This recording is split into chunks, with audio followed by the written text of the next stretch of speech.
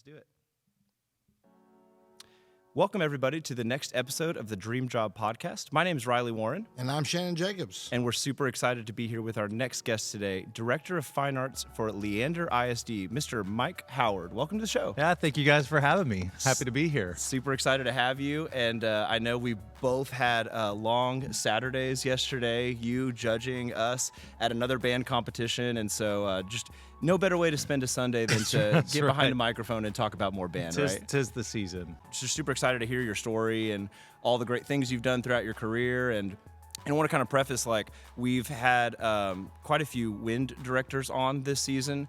We've kind of taken that shift in the show direction. We started out interviewing a lot of percussion directors, but we've kind of moved into wind directors. Okay. But you're super unique in that you kind of fit into both of those categories. In fact, you're our first guest this season that has a percussion background, but most of your career has been spent as a wind director. So super excited to get your perspective on all things percussion, band directing, all of those things, and just have a great episode and have a great conversation. Absolutely. Thank you guys for having me on. So the first thing we like to ask our guests is just, give us your backstory, tell us where you're from originally, what sparked your interest in music, and just kind of go from there. So I grew up a band director's kid. So I was around band since I can remember, right? Running around football fields and marching band fields and running under bleachers and my brother's locking me in band lockers. So that was a whole thing. My dad was a band director in the San Antonio and outer San Antonio areas. So I grew up in the San Antonio area. Eventually went to Hondo High School, which is a small school about 40 miles west of San Antonio, out towards Del Rio. And I did all things because it was a small 3A school. So we did band, we did football, we did one-act play, we did all of the activities. Everybody did everything. Oh, nice. With all that said, the thing I knew I wanted to do was be a band director. So I went to all of the things that I could. I played a lot of drums in high school. My dad was a first call drummer in San Antonio, played a lot. And once I got into high school, started subbing gigs for him. So just started to get really active and involved, and went to Southwest Texas State University at the time, and Texas State now for all you younger folks. Went and auditioned there and immediately knew it was the right place for me. And met many, many good friends. It's a special time to be at that school. Just that was kind of my path. There wasn't a big epiphany at some point where I just decided this was what I was going to do. It was just always kind of my thing and what I grew up doing and what I grew up being around. So here I am. Here you are now. Yeah. And talk a little bit about your dad, Bob Howard, right? He was at Hondo High School for quite some time. Many years. A little bit of a legacy there, right? Yeah, many years. He got there in 1994 and was there for, more than 20 years. So Wow. He spent a long time there and kind of really got ingrained into the community. Nice. It's interesting because I've spent my whole career in large schools, 5A, 6A schools, and in those kinds of school districts. But my upbringing was as a small school band kid. Where you have one band staff that teaches all middle school, all high school kids. Kids started in 5th grade in Hondo. I don't know if they still do that, but it was a very different feel from the programs I worked with and kind of the staff structures I worked in. Yeah. He supported us all through us coming up, being a band director, playing 4 or 5 nights a week. Wow. Which I can't imagine, honestly. And he's retired now. He's still working. He's still judging and clinicking a lot of smaller schools around San Antonio. So staying involved, staying active. That's awesome. It's good to hear. That's awesome, yeah. Last thing before we move on to the next question, why percussion? Your dad was a percussionist, you said? So is that kind of what drew you into that instrument family? Yeah, he was a percussionist. Originally, I wanted to play trumpet. You would Strangely what a enough. mistake that would have been. But, early on, I started playing drum set. Oh, nice. And at a young age, they kind of indoctrinated me really early. Yeah. So I started playing really young, started going to solo and ensemble, playing timpani and snare drum solos, my 4th and 5th grade year, and then just stuck with percussion all the way through. Stayed with Yeah, it. yeah. Best decision. Wouldn't want to play the other instrument. Oh yeah, right. Absolutely. Yeah, for sure. My brothers, I'm the youngest of 3. Both of my brothers were musicians. My brother Chris still is. He's a clarinet player. My oldest brother is Amazing clarinet player. Was a euphonium player. So, we had a brass, we had a woodwind. So all we had left You guys was are like the for me Jackson to be a 5. percussionist. That's right. Yeah, that's just right. Go and play Something like gigs that. and bring some money back to the household. That's awesome. Well, cool. You mentioned Texas State. Can you talk to us about your time there, some of the friends you made, some of the mentors, and what was special about the music education curriculum at the time? Well, I think one of the special things about Texas State or Southwest Texas at the time were just the people that were there at the time I was there. There's a special group of people that all collaborated at Texas State. Myself and Jeremy Spicer and Paul Pape and Ryan Cerna, Jeremy Branson, who's a orchestral percussionist now. There's just a collection of a lot of really good people, not just good players, but good people that worked hard, and we're going to do a lot of good things. Gilbert Luriega, who was there with us at the time, was a Grammy-winning trumpet player. Trumpet player, yeah. So it's just it's a unique time. I got into the fold there my freshman year. Myself and my very good friend Brandon Estes, who was my roommate through college. Oh wow. Roland Chavez, who works with us in Leander ISD. So we were all there and doing the thing. I think one of the great things about Southwest Texas at the time is it offered a lot of opportunity. There's not a lot I remember about the curriculum and about what I was learning in the school per se. Yeah. But I had the opportunity to do regular sub gigs with Austin Symphony, and I had opportunities to go around to a lot of schools. I got put into the fold at Cedar Park High School, which was really one of my paths towards where I'm at now, was just getting the opportunity to get there, teach lessons, work with the drum line.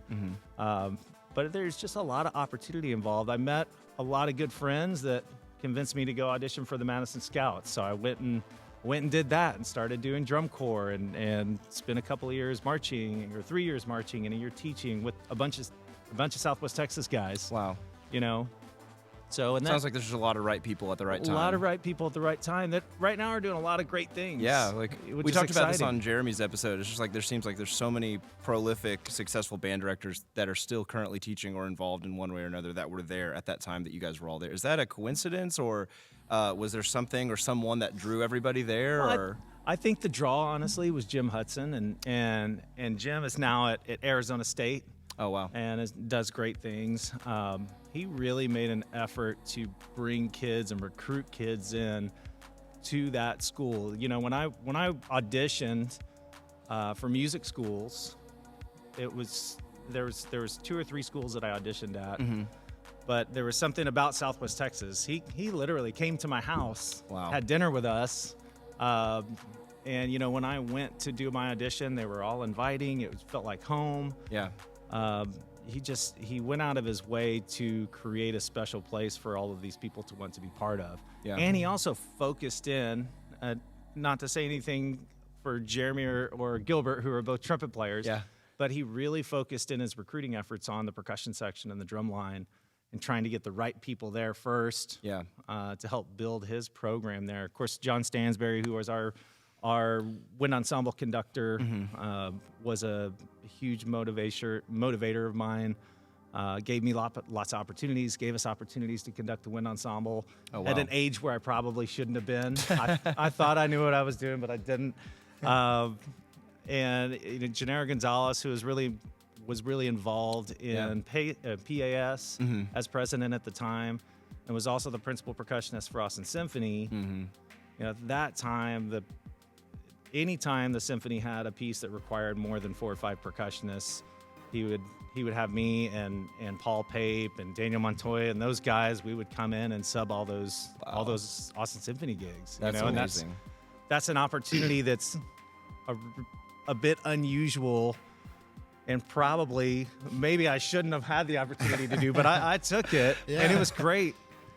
We're always gracious when adults give us opportunities that we That's- probably should not have been Ex- given at the time. But You're exactly right. Exactly we just right. need to be as grateful as possible. But Yes. that's awesome. Well, thanks for expanding on that. And again, we talked to Jeremy at length about his experience there, and you mentioned some of the same names, Hudson and Stansberry, and just creating a culture not only where it was welcoming, but also like fostering future band directors and trying to point out, hey, this is what we're doing right now, and this is why.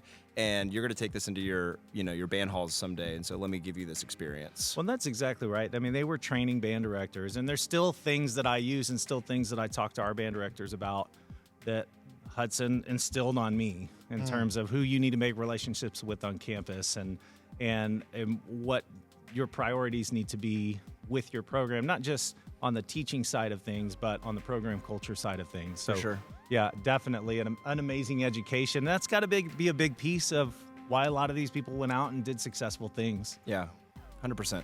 That's great. I love to hear that. Like I said, just the right kind of people, the right Yeah. time. That's really inspirational. Not everyone gets that in their music education like career. It's hard. So Yeah. it's really interesting.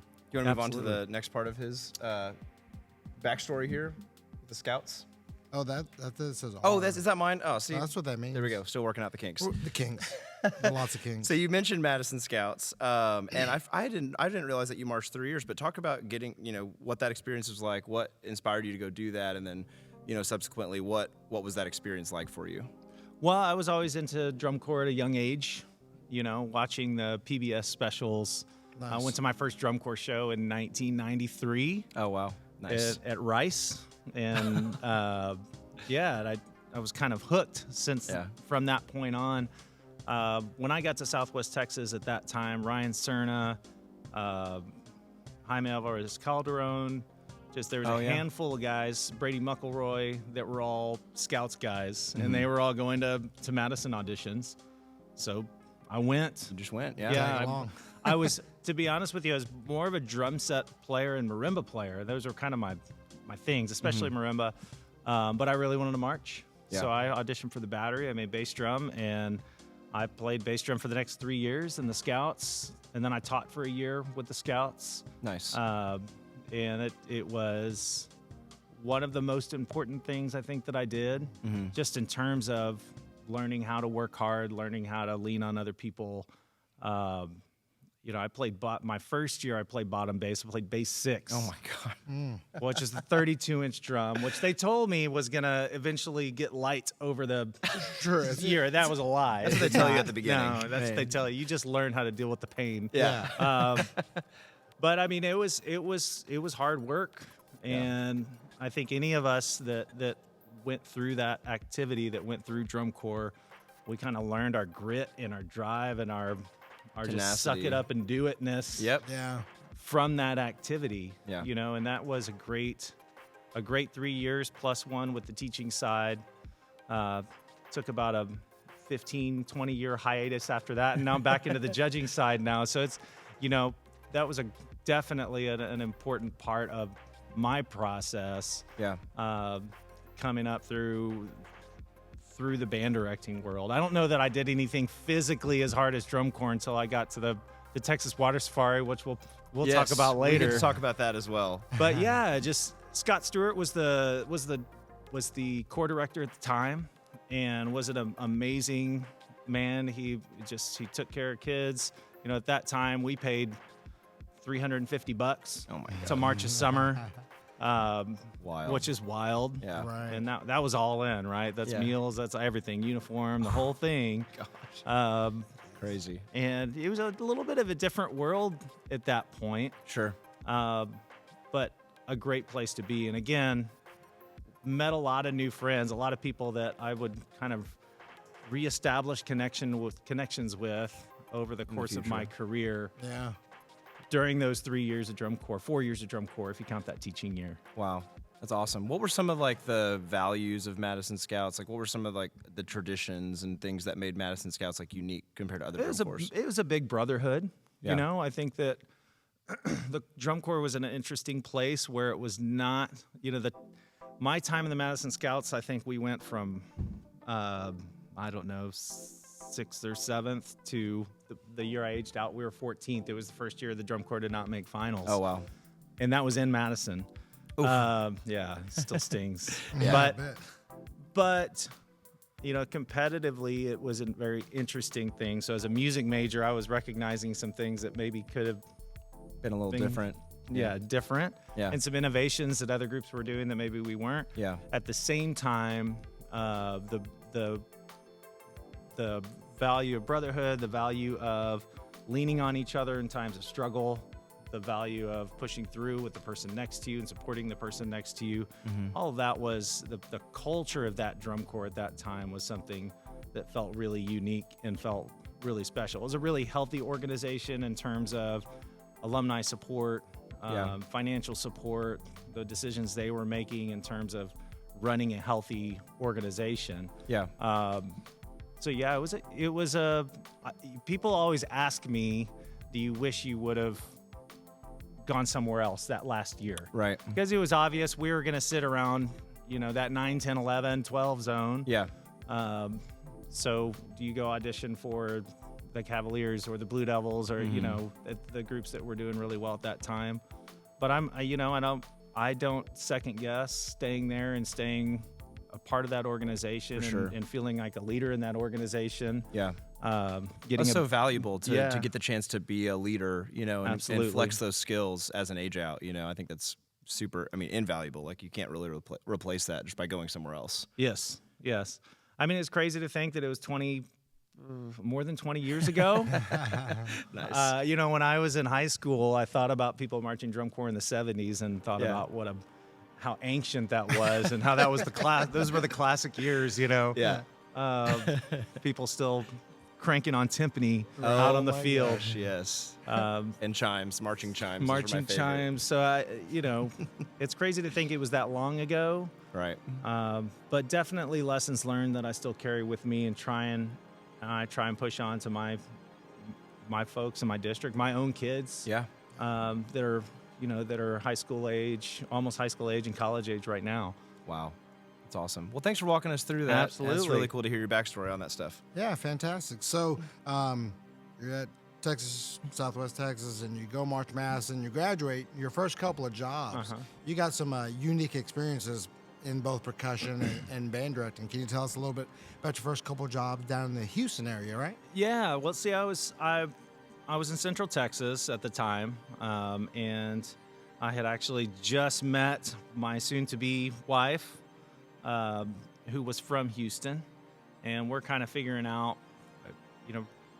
what to do. At the time, I think had I stayed in Central Texas, that I would have been viewed as a percussion person, and I really wanted to go teach band. Not that I'm against teaching percussion; I was ready to do that too. Sure.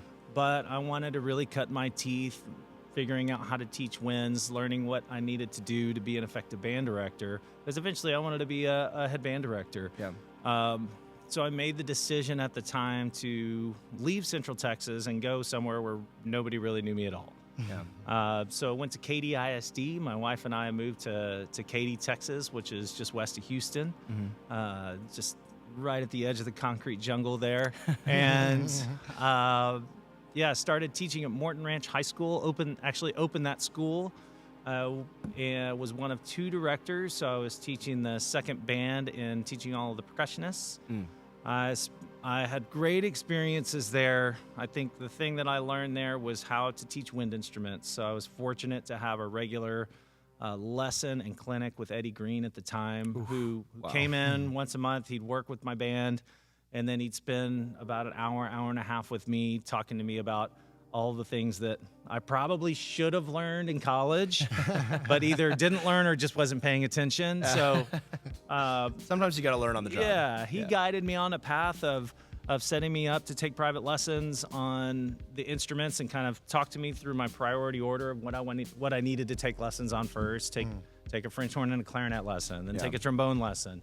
So I spent each semester taking an instrument lesson per semester, getting myself ready and understanding just what it felt like to play the different instruments and how to do it correctly or incorrectly. Nice. So I spent 3 years at Morton Ranch and was ready for a change at the time. And I I kind of was up against a wall, starting to feel quite a bit of burnout in the situation I was in. Sure. Was getting pretty frustrated and unhappy to the point where I was not sure that this was my thing. I don't know if being a band director is my thing. Yeah. And made a great change to Taylor High School, James E. Taylor High School, which is probably 4 miles away from Morton Ranch High School. Oh, but wow. worked there with a couple of really close friends of mine. J.D. Yonda who was the head director, and Nice. Chris Bailey, who's now a superintendent, Wow. who I worked with. And I think at that school, that was one of the most important jobs I had because I learned how to love being a band director. Nice. I don't know if I got any better at being a band director at that school. And we had good bands, but Yeah. we just had a lot of fun. The culture that JD had created there at Taylor High School was really special. Kids loved being in the band. The community loved the band. I didn't even realize how special it was at the time. I look back on it and have a lot of respect for what JD had created there at Taylor High School.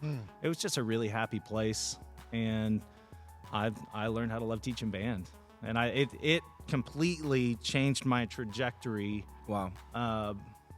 From what I experienced my first 3 years, even though I learned a ton my first 3 years, Yeah. especially just the logistics of teaching the instruments. Yeah. But in terms of the culture piece, enjoying my colleagues, enjoying the process, Yeah. and really digging in on the process, those couple of years at Taylor were just wonderful. And honestly, it would have been longer had this next little opportunity. Vandergrift opportunity not popped open. And, Amber, my wife Amber, and I always said, when the right opportunity comes to get back to Central Texas, that we'll do it. We're not just going to force ourselves back, but Sure.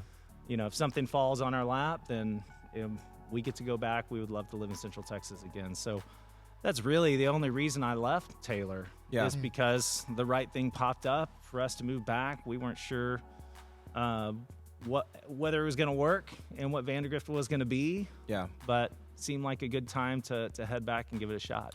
Well, I like that you talked about those 2 years being, kind of saving you and saving your love for it, because this is the Dream Job podcast. So It we're is. not beating around the bush. Like, we all go into this with the idea that we want to do it, for our career or be involved in some way. So it's really inspiring to hear that you had a chance to kind of refocus that a little bit somewhere. Well, and it was being in the right situation with the right people. Yeah. And those are still people that are dear friends of mine. Chris Bailey and I, who we've gone on a spring break fishing trip for the last 20 years, nice. since we worked together. So it's, there are special people, and there are special kids, and there are special places where you can be a happy and productive teacher and get to focus in on the process. Right. And the bands we weren't trying to change the world with our band. We weren't trying to be the next honor band or win Grand Nationals. We were just trying to get a lot of kids into the program,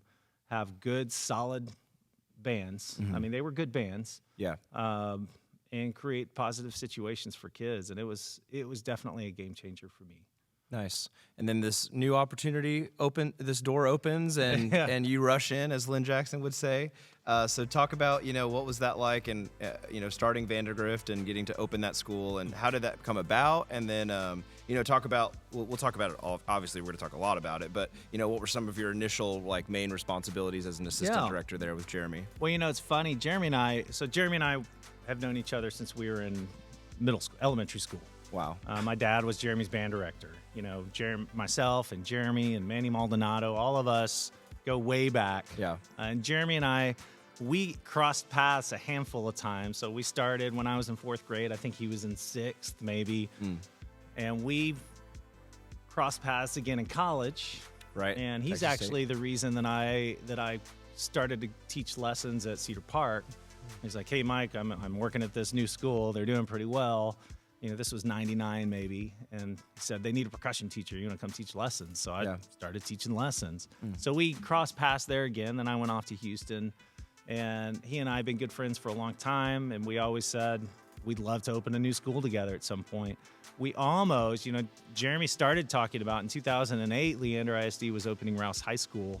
Oh, wow. And, he and I started to really talk about, whether that was going to be a thing. Yeah. And that was almost a thing. And I think Wow. we hit the point where it's like, nah. Yeah. Jeremy said, it's not quite right for what I'm wanting right now. So he waited. And at that time, Vandergrift High School wasn't supposed to open until 2010. Okay. And it's really the community that forced it to open a year early. They were pushing for it to open a year early. Some people don't know we actually opened in the 4 Points campus that first year. Nice. Because the high school was still being built. So he actually called me up in maybe January, and it's like, hey, they're opening the new school a year early, and I think I'm gonna go. Like, are you ready? You ready to come to Austin? Yeah. And yeah, I went home. You never know whether something's right or not. Sure. And I think in my life, one of the best ways to know if something's right or not is to talk to Amber about it. Yeah. And get her gut reaction on it. And I mentioned it to her.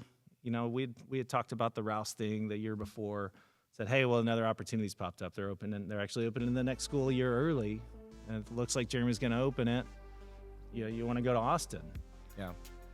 And we talked about it a little bit, and about 30 minutes later, I saw her on Realtor.com. Probably wasn't on her phone. It wasn't a smartphone at the time, Yeah. so she must have been on the computer because we were still using our Nokia phones at the time. Nice. And I knew, I was like, okay, she's looking at houses. Like, she was all in. Like, let's go. It Let's didn't do take it. long. Yeah, we had my daughter Madison, who's in college now, was a little baby at the time. My son wasn't even born, but she was all for it. So we went to Austin and started making that transition. My first experience with the Vandergrift band, I just left Taylor High School. We had almost 400 students in the band at Taylor. Ooh, wow. And we had just had a big rehearsal for an end-of-the-year event we were doing. And I scrambled those 2.5 hours to Leander, or to North Austin, leaving those 400 kids to get to a night rehearsal at our first end-of-the-year music camp, right? Which was actually being held in elementary school. And I'm walking around this school looking for the Vandergrift band, can't find them. And I walked past the cafeteria a handful of times, still couldn't find the band. And finally I called Jeremy. I was like, Jeremy, where are you guys at? I know I'm a little late. I've just drove in from Houston trying to find you all. And he said, oh, we're in the cafeteria. I walked in, and there's what you would not expect to be a band. It's a bunch of kids that look like they're 5'0". There's like 30 of them. Oh my gosh. And it's just this little tiny thing. And I remember walking into the cafeteria there at Bush Elementary School and seeing this little tiny group of kids that looked really young and really small. After I just left the 400 kids at Taylor, thinking to myself, okay, this is a risk. We're swinging for the fence here. Yeah. We're gonna try to create something special, but we were trying to create it with a very small group to start. We had a very small number of students that first year, and it was a special experience. I mean, we had to do a lot of teaching. A lot of teaching early on. I think a lot of young teachers come into our profession forgetting, they look for, I want to be part of this great program. I want to be part of this, or I want to be part of that. But they forget that every program that they might look up to started from somewhere. And somebody had to roll their sleeves up and teach. Do the work. I mean, if you had heard the first long tones that band played, it would make anybody want to run out of the room and run the other direction. Nice. And they were sweet kids, but Sure, yeah. they had a lot of learning to do. Freshmen, sophomores. Yeah, mostly freshmen. We had, I want to say it was, I might be misquoting, it was in the mid-30s of freshmen. Yeah. What you got to think, that's a small class of freshmen. Yeah. Yeah. Imagine right now if somebody said, okay, you're going to get 30 freshmen coming in next year. As high school directors, we'd probably be freaking out. Yeah. But yeah, we had 35, 36 freshmen and about 13 sophomores. Most of the sophomores found a way to stay at Cedar Park. Yeah. So they had already been plugged in there. Right, and there were different loopholes with the transfer process that could keep you there if there was a program that wasn't offered or a sibling or something like that. Yeah. So we only had 12 or 13 of those sophomores come over. So it was a small group. It was in the mid 40s that first year. And they looked small and they sounded small, which is okay. They didn't sound small because we watched the video with Jeremy. Well, you figured out a way to make them not sound so small. They at the sounded end. small, but that's the thing with small band. It's okay for a small band to sound small. Sure, but yeah. they can still sound great. Right. And I feel very fortunate to have had that experience because, if I'm judging marching band contests, especially when I get out of Texas and I'm doing contests in different states, a lot of times you try and use a lot of microphones and amplifications to make a small band not sound like a small band. But as an audience member, you still see a small band, and that's okay. Yeah. You just need to make them sound great. Sure. And that's what we worked to do that year. We didn't have a battery. There's no battery. I give Paul Pape and Joe Hobbs a hard time about this. I technically was the very first percussion director at Vandergrift High School, even though most of the percussionists were oboe and bassoon players. Yeah. We had 4 percussionists at the time. They all played in the front ensemble.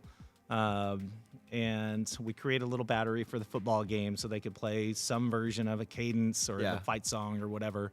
But yeah, it was a journey that first year. We did a lot of resetting of embouchures, a lot of work on training individual musicians. We spent a lot of time at Canyon Ridge Middle School, probably half the day, every day, because we only taught 2 classes of high school kids. So it was just the 2 of us that first year, and it was a lot of fun. It was a lot of work. I think Jeremy and I both had moments, self-admittedly, when we talk about it, look back on it now, where we're, had 2 or 3 moments where we're thinking, why did we do this? Did we do the right thing here? Yeah. Was this a bad choice? Yeah. And I think that's also to speak to, at times we lose the sense of why we're doing something. Yeah. If our goal that year was to change the band world, if that was going to be the thing that satisfied us, we were never going to do that. Sure. That just was not going to happen. If our goal was to start a program and start traditions and start to develop student culture and start to teach kids how to play their instruments, then that's what we were going to get and that's what we were going to do. And I think as long as we leaned into that, we were able to feel successful. But it was a hard year, but it was a special time to start up a program. Yeah. Yeah. Awesome. And then, it continues to grow from there. You get more classes and it does. Well, and those first few years that you were there, you were the assistant director working under Jeremy. What were some of your what was your role? Obviously you did the percussion thing first, but then when Paul came around, I remember being super impressed, and you were really the first percussionist I ever knew who you were working with the woodwinds a lot. I was. That was kind of your thing. Yeah, I went to Vandergrift with the understanding that the second year we were going to bring on a percussion director and that I was going to be a band director. That was going to be the thing. So it was kind of my pathway back into Central Texas as a person seen as a band director. Yeah. Not as a percussion director that teaches band. And I really leaned into my role, which was teaching woodwinds. I did a lot of studying. I do think, as teachers sometimes the instrument that we are most natural with, which for me was percussion, sometimes that's our hardest instrument to teach because there are things that became really natural and easy to us, and it's hard for us to understand why the kid doesn't get it, do it. right? But maybe a secondary instrument, for me, probably clarinet's my strongest, especially in terms of teaching, but where we really do research on physically what you do to play the instrument and do all the reading and ask all the questions. Sometimes I hate to admit it, but I will. I think I was a more effective woodwind teacher than I was a percussion teacher because I think I took a more practical approach to that really tailored itself towards the mid-level student. Right. Whereas a percussion teacher, when the mid-level student didn't quite get it, it didn't make sense to me why they didn't understand or why they couldn't just do a double stroke, right? Yeah. So my role at Vandergrift was to teach all the woodwinds and to teach the symphonic band, which was our second band, eventually the symphonic band and the concert band. So I did the second and third band. Jeremy did the first and fourth band. I taught the jazz band. And, like everything else, we were very much a team teaching group, myself and Jeremy and Paul.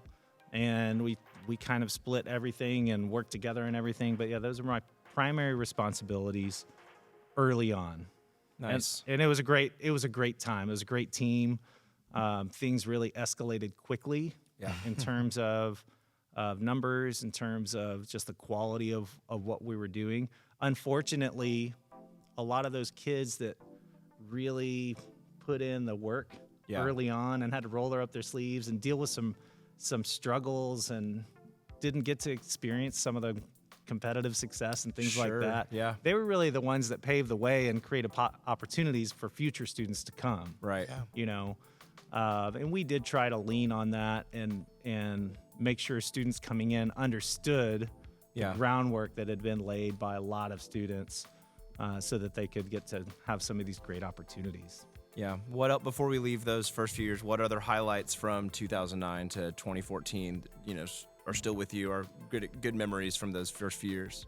You know, the first grade 5 I taught was during those years.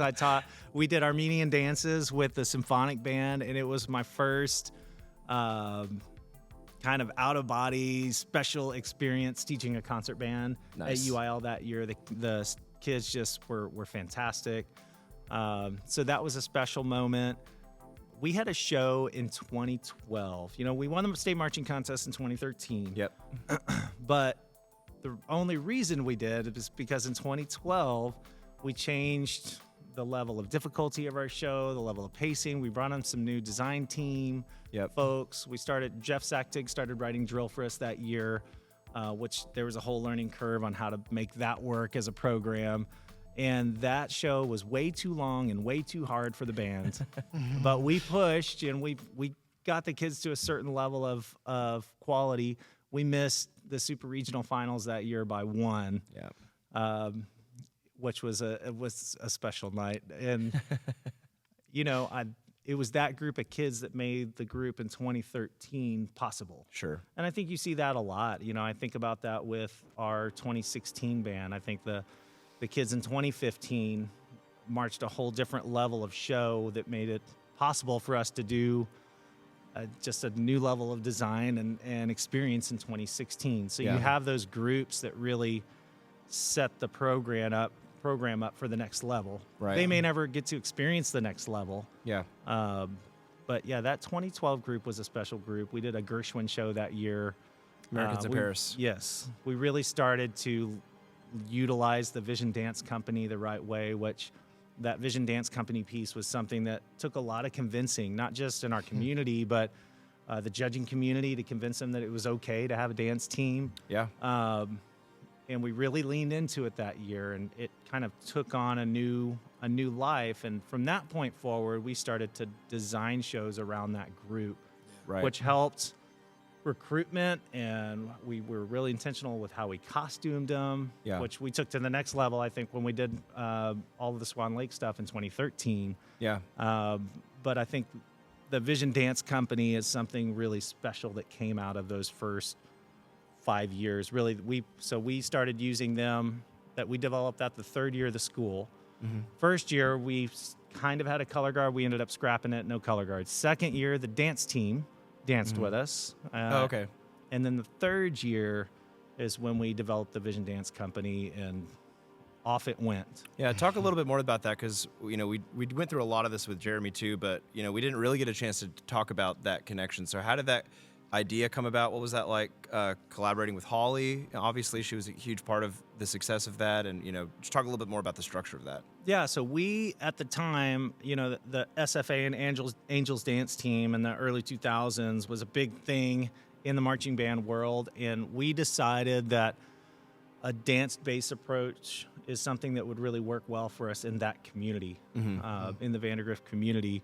So, we went back and forth. We actually used the dance team that first year, and that was great, but there was no way that was sustainable with the amount of time that marching band takes and the amount of time that they needed to do their own thing. Yep. So we started to develop another group that was kind of it's unique that it was under the instructional umbrella of the dance department, but it was under the financial and logistical umbrella of the band world, the band department. So it was this great collaboration within the fine arts department. And I think the important thing, and for anybody that's wanting to try something new or try something different, it's okay if it doesn't go right or well at first. You got to stick with it. And it took time for it to grab on. Yeah. And for us to attract kids. And like I said, for the marching band community to just accept that it was a thing. Yeah. And it gradually grew. And again, making sure that it's packaged right and marketed right and costumed right and all of that to attract all of those 7th and 8th grade kids to want to be a part of it. That's something that all of us as a team work together to really make it happen. And now it's a special group. It usually sits between 55 and 60 dancers.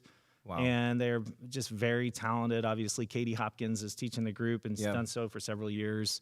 And it's amazing what she has done with it and what she's turned it into. And I don't know if this is still the case, but I remember it kind of was like they could start there and then move on to legacies if they wanted to. But They could. But I think what's maybe happened over the years is a lot of girls and performers want to stay in it and just do it all 4 years. Yeah, when it started, and this is actually what my daughter did. She was envisioned for her freshman year because you can't be in legacies your sophomore year or until your sophomore year. Sophomore year, yeah. And then she transitioned to the dance team her sophomore year. So it started with a lot of the kids doing that, and eventually we started to attract a different kind of kid. Yeah. Into that group. We'd still have kids go do the legacies, but you'd have kids dive into that group and just want to stick with it. Yeah. Which is great because you start to develop some upperclassmen leadership, and you just start to have this group that takes on its own form. Yeah. Because you want, something we were intentional about with the dance thing, and I've gotten a lot of questions about this from band directors. How did this work? How did this work? How did this work? We wanted it to feel very different from the dance team. Yeah. This Vision Dance Company model that was with the marching band in the fall and then did more of a kind of a collegiate dance ensemble and recital approach in the spring, to where we were offering a really different experience for those students than the dance team, and just providing different outlets depending on what students wanted to do. Nice. That's super interesting to hear about. Yeah. We don't really have anything like that up here in North Texas. You guys are very unique. Yeah.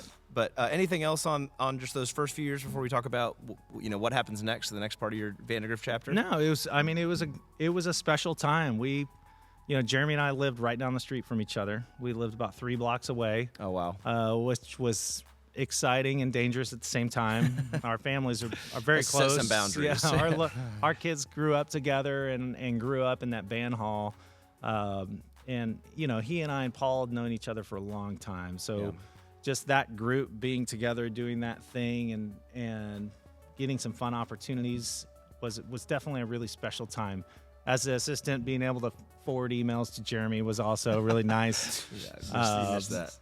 I was really content with what I was doing. I had a great symphonic band that was playing grade 5 literature, and I was able to spend most of my time teaching and less time doing some of the logistical things and other duties as assigned that we get to do as band directors. Right.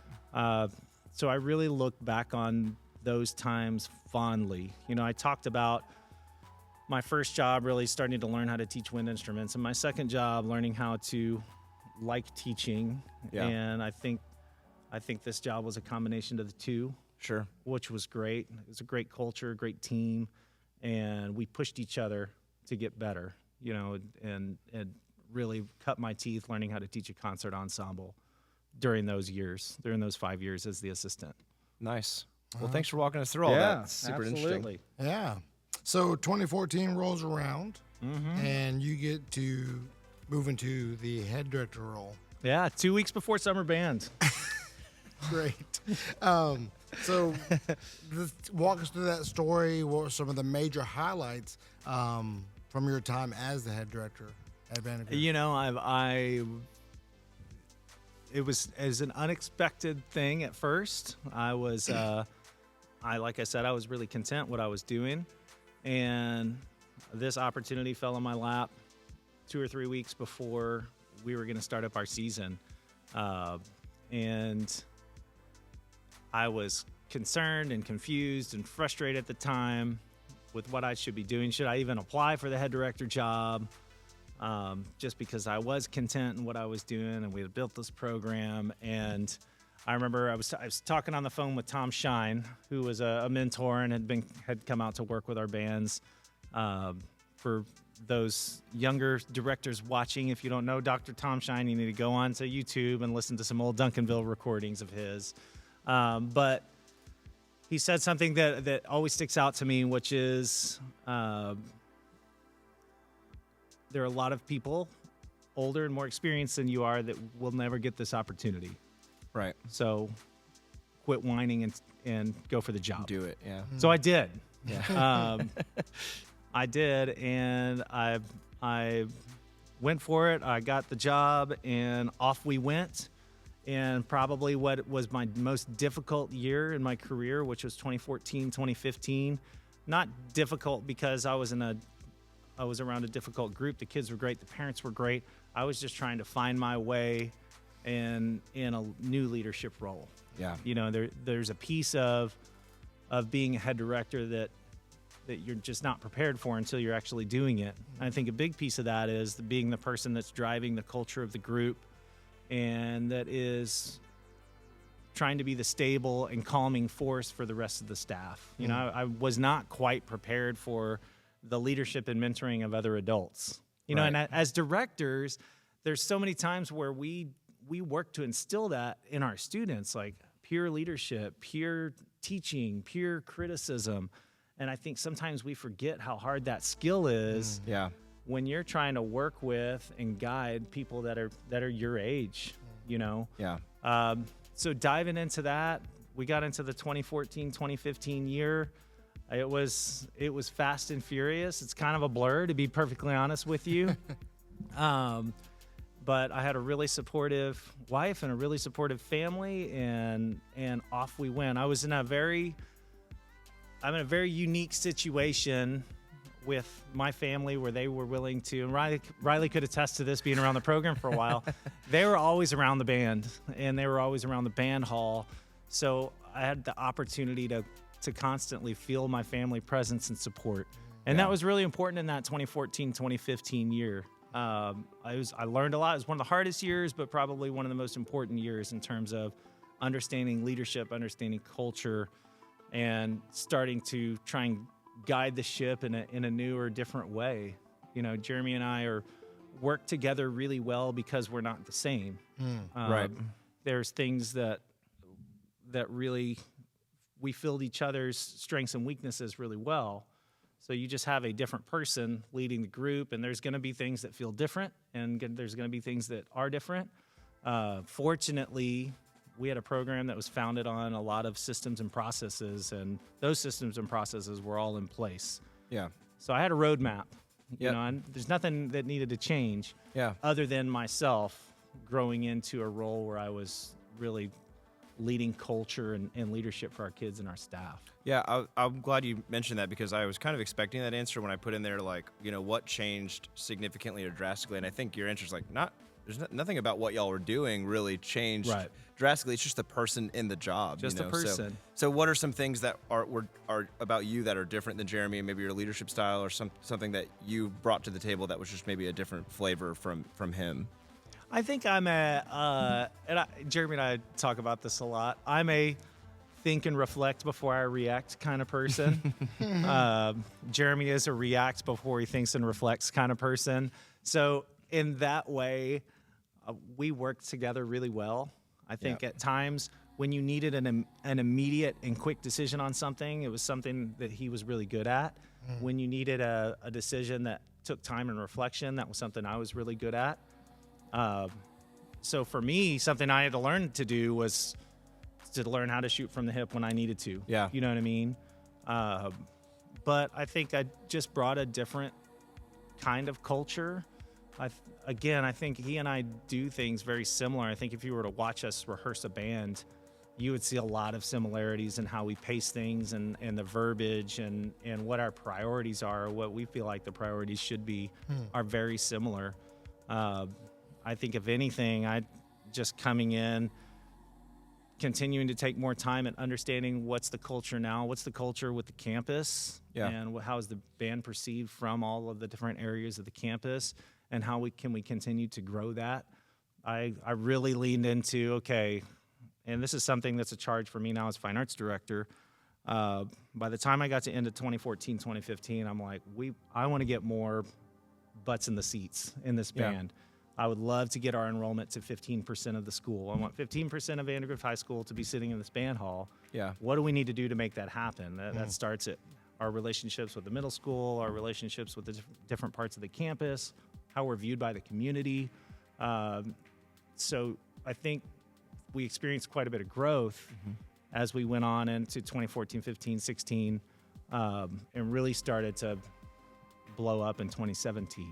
Yeah, some huge bands and Yeah. the marching. The videos can attest to that. So, what we're gonna get to 2019, but kind of walk us through. You talked a lot about 2014 and 15, kind of figuring some stuff out. But what are some highlights of 16, 17, 18 that you recall that kind of led to the next part of your time there? Yeah, 2016. 2016 was my first favorite show, which is great. On point.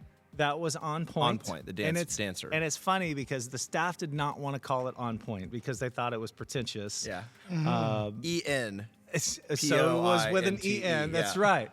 And it just seemed too good to not call it On Point. The whole thing was a stage with a dancer on point at the front of this field, and we played a bunch of Tchaikovsky and tried to sound really good, But I think we started to have our first real generally effective moments that year, especially with the beginning of the closer was one of my first favorite moments from past shows, which was awesome.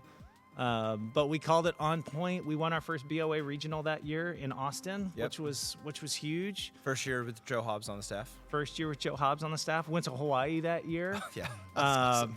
So there's just it was a great year, great show. And it was just a different level of design for us, which was exciting. There was a lot of the design that was still in-house.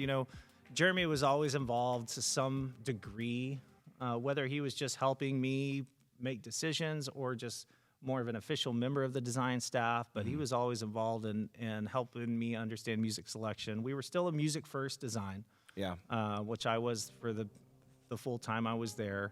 Had a specific type of music that I wanted us to be identified as. I wanted to develop an identity, and that was a big piece of that. So 16 was a great year. The BOA Austin thing that year was a lot of fun. 17, we tried to amplify an entire choir, so that was exciting.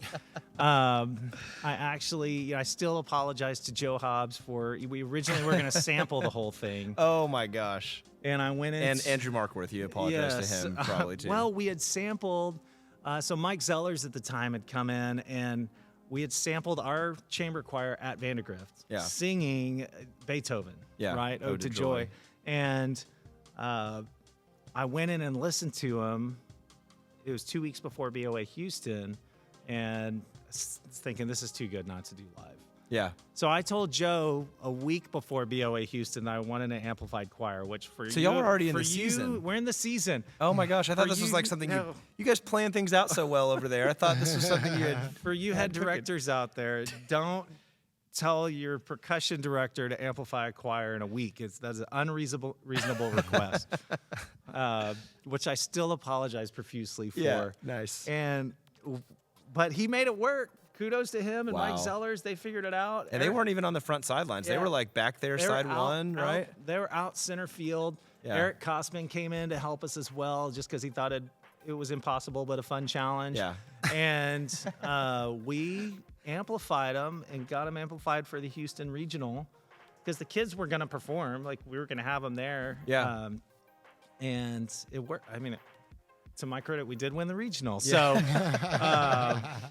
but that was something special that year. And that was the ballad that year. We did a combo, juxtaposed Moonlight Sonata, Sounds of Silence. Yeah. Ballad. That was really cool. The show was called Symphony of Silence, so it was kind of the crux of the show. Yeah, it's all about Beethoven losing his hearing, right? Yeah. Yep. And so that was a great progression that kind of kept taking us on our journey. We got to 2018. We designed that show mostly in-house. The show design wasn't spectacular, but that was one of the probably the cleaner bands that I've taught. They performed well. We lost our identity a little bit in terms of the Vision Dance Company. We started to maybe bring in some flags, and we're like, the 6-foot poles. It's like, no, this is not the identity of the group. Yeah. But the show was challenging. The music book was challenging, and I think all of that took us up to 2019. Yeah. 2018 was a special year, though. The wind ensemble that year for the first time was trying to prepare an honor band concert while we were finishing up marching band season. So they're learning Maslanka Symphony and trying to wrap up our marching season, and we know how crazy time is right now, right? Yeah, right. So that was an interesting thing to navigate, because that's the group that would end up doing the honor band concert that February 2019. Yeah. And we didn't start planning the 2019 show until after TMEA. Oh, wow. Which is something people don't realize. Usually you're kind of working on it in the winter. Yeah, usually we're working on it. I typically would tell the staff, I'm taking a month off. We're not going to talk marching band. We'll crank it up in the middle of December, early December, and start to make real decisions for design so that our people can start writing. But I didn't want to take any focus off for the staff, any focus off prepping the group for honor band. Making sure you have a great concert for that. So we went all in on TMEA and prepping for the convention, and we didn't decide on a show for Grand Nationals until the week before spring break. Oh, wow. Yeah, there's a whole story about that. But what our designers wanted to do and what I wanted to do were two different things. So it was an interesting process and a lot of sleepless nights deciding on doing the Mozart show. But worked out. It was a good show. Remind me, what was the 2018 marching show? It was called Rise. Oh, that's right. Okay. Yeah, so we did stuff from the King of Kings. We did Bartok Symphony, and it was good. It was a good show. Yeah. Again, probably not the most memorable product I've taught. Yeah. But probably the cleanest band I've taught. The band was great. Wow. By the Nice. time we got to the end, it was a great band. But it was one of those things where we knew you never know what a show is going to be till it's out there. Yeah. And the show was out there, and we're like, not a lot of effects going on. We're going to try and get what we can get in, but we're just going to polish this thing. Yeah. And the show might be a Toyota Corolla instead of a Corvette. So we're gonna Make it the polish that best thing and make it Corolla. the shiniest Corolla Yeah. that's out there. Change the oil. We're gonna take care of it. Yeah. And it was good. It was a really good band. Nice. And then that leads into 2019 honor band concert. I was at that concert. Amazing concert. Some just incredible literature. I remember you walked out and just like, boom, march. Like, I don't. What was the name of the march you guys played that year? That was Joyce's 71st New York Regiment March. Oh, nice. Which is like a fast, It's up-tempo so fast. march. I was just like blown away. Not real well known, which Yeah. is cool because it's gotten a lot of play since that concert. Yeah. That was a very special night. The preparation and performance of the Maslanka Symphony for that concert was a career-defining moment that I look back to. Yeah. My dad and my brother were both involved in that concert, so it was special. And that wasn't there some significance with performing Maslanka on that stage, because didn't UT premiere that 20 years prior or something like that? UT had premiered that piece in the mid-'90s. Okay. At TMEA, and at that point, Mr. Maslanka had passed away not too long before that. Yeah. So having Professor Junkin part of our preparation, he came in, did a big live streamed event with the band, and spent a couple hours with them, working the piece. We had a lot of different people that were involved in the commission of that piece come out and work with the band. But especially Professor Junkin being involved really helped the piece take the right shape and take the right character, so that we had somebody that had firsthand knowledge of the what and the why behind the skeletons all in the of closet. that piece. Right? That's exactly right. And he was instrumental with several things that we did with the band from that point on, honestly. But yeah, it was a special night and a special performance. The place was packed. Lila Cockrell on a Friday night at 8 p.m. at TMEA, and it was great. It was people sitting in the aisles. Thank goodness there were no fire marshals there. It's like most TMEA concerts seem to be like that. We almost didn't do Maslanka 4. I credit Joe Hobbs for that. I kept going back and forth. I'd pick up the score, and you get about 10 pages in, you're thinking, nope, we're not doing this. It's too much. And Joe kept saying, just swing for the fence. Just go for it. Just do it. You already won. It's either gonna work out or not. It might be terrible, but you know what? It might be amazing. It was amazing. So he, I give Joe the credit that we played that, and it was hard to program around because that piece is 34 minutes. Yeah. So trying to pick the right other things. Sure. That For will an make hour this concert, work for yeah. an hour concert. That's 34-minute piece in an hour concert it takes up a lot of space. Yeah. So, It's quite a bit of space. yeah. You know how TMEA is with their limits. Hey, you know firsthand. I know firsthand. The scheduling of TMEA is a process. For sure. And shout out Joe Hobbs in the percussion department because they did the Two Walker Run on that concert, right? And that was the first time I'd seen that piece live, and we ended up doing it. Being inspired by that, we ended up doing it here a couple years later. So Yeah, that was awesome. Fantastic. Yeah. Great piece. So what an awesome experience. It was an awesome first experience. of several kind of back to back awesome things for you in your career with your kids. So Right. now So we're in 2019. We're in 2019. And, after the spring comes summer. And then the fall. Fall comes at like November-ish or Well, December. it depends on what part of the country. It's like you're 90 in. degrees yesterday at It was so hot. Bedford. We don't have fall in Texas. Were you in the press box last night? You get to be in some AC? No, I was sitting outside. It's been hot. Brutal, I've been man. at band rehearsals the last couple of weeks, and it is. Not fun. What is Not going fun. on I here? think it was cooler in July, just in Yeah. drum corps, with the than with all it the is right rain. now in October. Makes no sense. It's been a little Makes rough. no sense. It's been a little rough. So you guys go for the first time to be a Grand Nats in 2019. We do, yes. And you guys came away as the champs. We did. Unexpected. Can you talk us? You started mentioning the programming and the coordination of that program, all the things that. Can you just kind of walk us through that process and then how the fall went? The first thing I'll tell you is I've tried to be very intentional with when we went to Grand Nationals. I wanted to. You never know how a group's going to do in any given year, but I wanted to just have a body of work that I was hopeful and confident that we could go up there and hopefully give the kids all of the performance experiences. That's the goal. You want the kids to get to do all the performances, right? So I felt like we were there, and it was the right time to go.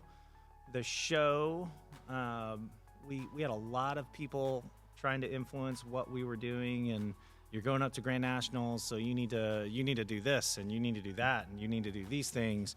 Our design staff had come up with 2 or 3 really good options for us. We actually all met at a barbecue place in Dripping Springs. Myself and Jeremy and David Duffy were putting the show together, and they presented these ideas that they were really excited about. And I didn't like them at all. I didn't say I didn't like them. They weren't right for the group, for what I wanted our identity to be. So we got through this whole 2-hour-long discussion, and we're paying, and we're walking out, and I was like, guys, I just want to play Mozart. Can y'all figure that out? I looked at David Duffy and said, can you make Mozart look cool? Like, that's what I want to do. And then we left. And apparently they were not pleased by the fact that they'd done all this work and done all this discussion. And Jeremy, because the way he is, probably lost a lot of sleep over all of it. And then I just said, I want to play Mozart, and left. Yeah. But Just drop that. so that's exactly what it was. Yeah. And off we went. There were different little pieces to the puzzle that made that Mozart show come together. David Duffy, I got to credit him to finding a visual aesthetic that would make all of that work. We really wanted to lean into the Vision Dance Company for that event, just because we were going up to Indianapolis, and there's just some amazing color guards, as we all know, with those programs. So we wanted to go do something really different. We didn't want to go up there and have them compare apples to apples. We wanted them to have apples and oranges, right? So we really focused in on how we costumed and how we designed around our Vision Dance Company. We grew the Vision Dance Company for that year. Katie Hopkins was in full-time for the first year that year in 2019. So you start to see a whole different level of choreography and use of those students. Yeah. And yeah, off we went. Now, the thing I will say about Grand Nationals, all the people, I got a lot of advice of saying you need to do this if you go up there, and you need to do that if you go up there. And finally, I just decided we're just gonna do us. Like we're gonna play good music, and we're gonna try and have a design package around it that makes sense, a good-looking aesthetic, and we're gonna go be Vandergrift, and we're gonna try and play really well. That's what we've done here, and that's what I want to go do there. The goal wasn't to go up there and win Grand Nationals. The goal was to try and get the kids opportunities in all 3 shows. Yeah. So we went up there. We had Leander with us, which was great. Some people... Toxic show? Toxic show. Yeah. Awesome show. That's Things like blowing up all over the radioactive. field. Yeah. The year... Funny thing that year, the Grand Nationals year, we went to UIL Region Marching Contest. And so the second movement of that show was the Marriage of Figaro. And had a lot of technique and a lot of challenging timing things with it. The band was big, so we're dealing with the spread and figuring that out. And we went to region at Bible Stadium in Leander. This was 2 weeks before the Super Regional, 3 weeks, 2.5 weeks before the Super Regional. And we tore. We had the biggest tear that I've ever experienced with a marching band. We still got a first division. Yeah. But it was frightening. That Yeah. thing came apart, and it stayed apart for what felt like an eternity. Yeah. And I'm just sitting here thinking, well, we're taking this band to Indianapolis. Great. Yeah. Our next show, because this is when state was still every other year. Right. So our next show wasn't going to be till the BOA Super Regional. We weren't going to have another performance, football game, or because we had a bye week. Oh my so gosh. we did that show with the Terror Heard Round the World, Ensemble Terror, and then the band wasn't going to perform in uniform again until Friday of the San Antonio Super Regional. Wow. So that was something little stressful. interesting. It was a little stressful. Your blood pressure up there. Tried not to overthink it. Yeah. But yeah, it worked out. It ended up being a great season. We had a great trip to Indy. That's a magical event for Texas kids because they go up there and they feel like rock stars. And Yeah. the people up there treated them really well. And yeah, it was a long, exhausting few days. And we were not expecting to win the contest. Yeah. So when they announced us winning the captions in first place after semifinals, it was kind of a shocker to I think everybody. Yeah. Outside and inside of our program. Yeah. And that was that. It was a crazy night, crazy experience. And we brought the trophy home and kept it for 2 years because of COVID. Because of COVID, you got to keep Kevin, right? Is That's the name right. of the Eagle? Kevin, we Yeah. brought Kevin the Eagle home. I think there's got to be some sort of trivia in there that we're the first school to keep the trophy for 2 years, 2 even years, after yeah. only winning it once. Yeah, You know what I mean? that's a special thing. So we're gonna get to watch Aria, Queen of the Night, and just kind of live react, and just you can kind of walk us through some of the design things, maybe some of the challenges, some of your favorite moments. So this is Vandergrift High School 2019 performing Aria, Queen of the Night, and this is the Grand Nats Finals multicam.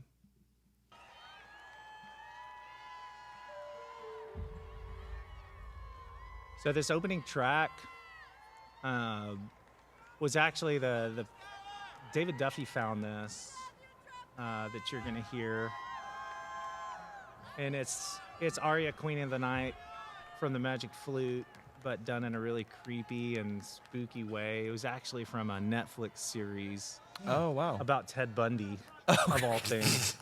Nice. I don't know if the kids eventually Sometimes- figured out where it came from. Right. Nice. But he found this, and the opening track that you're about to hear was really the springboard. After I said, let's do Mozart, find a way to make it cool, right? Yeah. To not be stale, because when you know you're about to see a Mozart show, that's usually what you think. Oh, great, Yeah. here we go, another Marriage of Mozart show. Figaro and Awesome. Yeah. So it was the start of figuring out kind of what this show was this opening track. And it's the reason we ended up calling it Aria, Queen of the Night, because this is the famous aria from the Marriage of Figaro yeah. that you're going to hear. Joining us from Austin, Texas, please welcome the Vandergrift Good timing on High the School Marching pre-show Band. and the announcement. Hey, everything's planned. Always a critical part of these BOA shows. That crown she's wearing, Entitled so Aria, Queen of the she was the Night. queen. Her name was Rachel, and we decided the day before BOA Austin she needed to have a crown on, so we went to the dollar store and bought a foam crown and painted it silver, and it was supposed to just be for BOA Austin, Yeah. right? And here she is, Grand National, still wearing Wearing the Dollar General. ghetto painted silver crown. It looks great. It looks great. Yeah. From a few yards away. If you it know? if it ain't broken. That's right. Viper Band and Vision Dance Company. Yeah, it's so cool how you guys feature Vision. And you'll hear also something we changed is you always hear the word Vision Dance Companies. Yeah. It's not just Viper Band. We try to be very intentional. We have a dance company and we're proud of it. Yeah. Here we are. Right. We have those cool metallic props that Oh yeah. just modern art looking things. Yeah. They spin and have the purpose of just looking kind of quirky and artistic. Yeah. Andrew Markworth really knocked it out of the park on this percussion book. J.D. Shaw wrote the Wind book.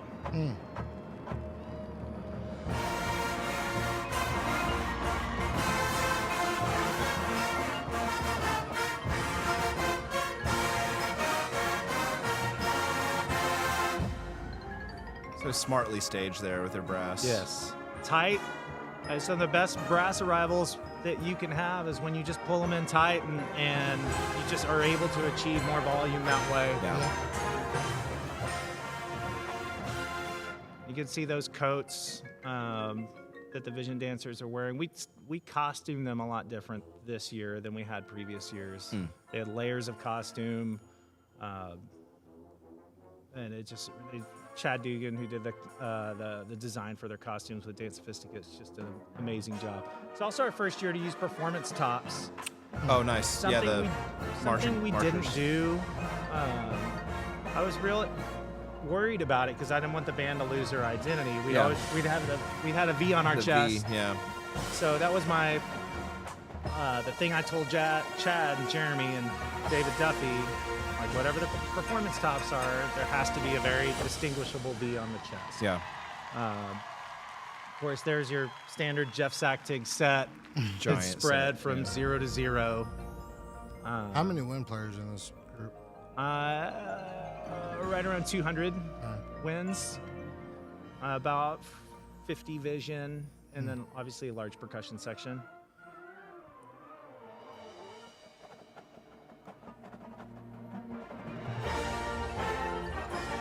Now this movement was very intentionally pretty stock. Yeah. This was supposed to be, we are a Texas band, we're and gonna we go can play. play our horns. Yeah. Here we are. Yeah.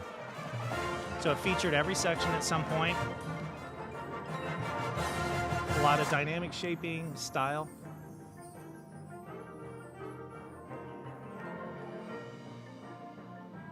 Go timpani. Yeah, great timpanist at the time.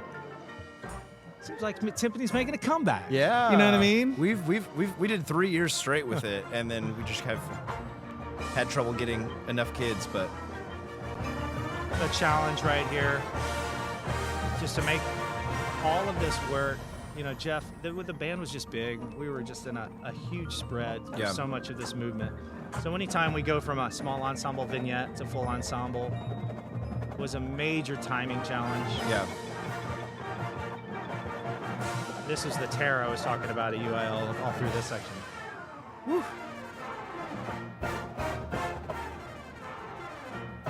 Vision right there in the center. Acapella wins, trying to make that. That was a full ensemble add-on. A lot of woodshed in the practice room, ensemble rooms on that. Oh yeah.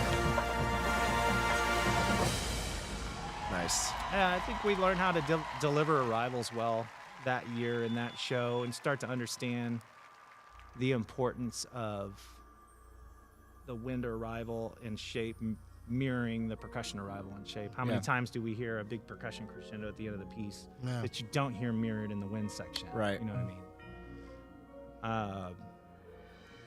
This is this whole moment in the show actually is pulled from Evanescence. That the trombone. So this is all from Mozart's Requiem, right? But Evanescence's version of Mozart's Requiem cool. probably honestly the ballad of this show. So we checked a lot of boxes. Yeah. On playing our horns really well with the second movement. Lacrimosa. I think the Lacrimosa is Field stuff. what really got everybody in terms of the effect Yeah. of the moment. You know, the first time we received it, this part that's coming up was a real question mark for us. So J.D. Shaw, who wrote it, like it goes into this double time thing. Yeah. We're thinking, whoa, it's not much of a ballad all of a sudden. Yeah. But it really worked well from a pacing standpoint. Get the battery involved in as much as they are. So Yeah. you start to get this backbeat groove This going. little jam thing. Yes. There's the queen. So it turns into this big just jam session with Kurt Wokek, our trombone player, who's bring like him 7 back. feet tall. But we put him on a stage is anyways. tall, dang. Yeah, he's a tall dude.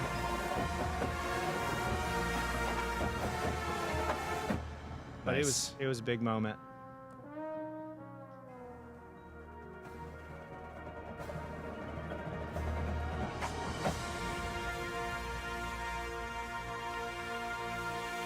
It's a cool form. With the prop at the centerpiece there. Yeah. Yeah, all the tentacles coming off of the prop. Jeff was actually, that was his favorite form of the show. So there's a design discussion with him that floated that year. He loved that part of the show. This was a wonderful moment written by Andrew Markworth, just in how he set this up. And honestly, for this production, at this point, probably my favorite parts of the show have happened. Yeah. So now You just it's got to get him to the end at this now point. we just got to get to the end. We got to play well and play clean and still try and create some effect. Yeah. You know, we really struggled with the Turkish March stuff right here Yep. and how to make this work. Originally, there was a trumpet trio involved that we ended up changing. And this is one of the more, this wind entrance that's coming up here, one of the more challenging ensemble moments from a teaching standpoint of this show. You'll hear that voice. That's a Scott Coder ad. So Scott, when he came out and worked with us, kind of had us add that voice that you heard at the beginning as just a through line through the whole show. So it's just kind of intertwined Yeah. throughout the whole production. Super smart. Yes. Just gives people a through line that they don't even realize is happening. Yeah.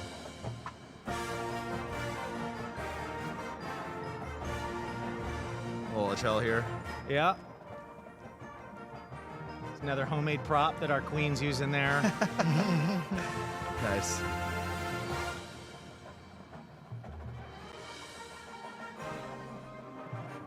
And bringing back the aria that you heard on the very opening.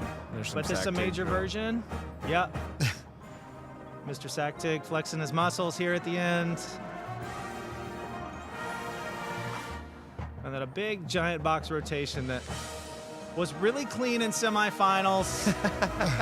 It was And close. clean enough in It was finals. close. Clean enough in It was finals. clean enough. All the props are spinning.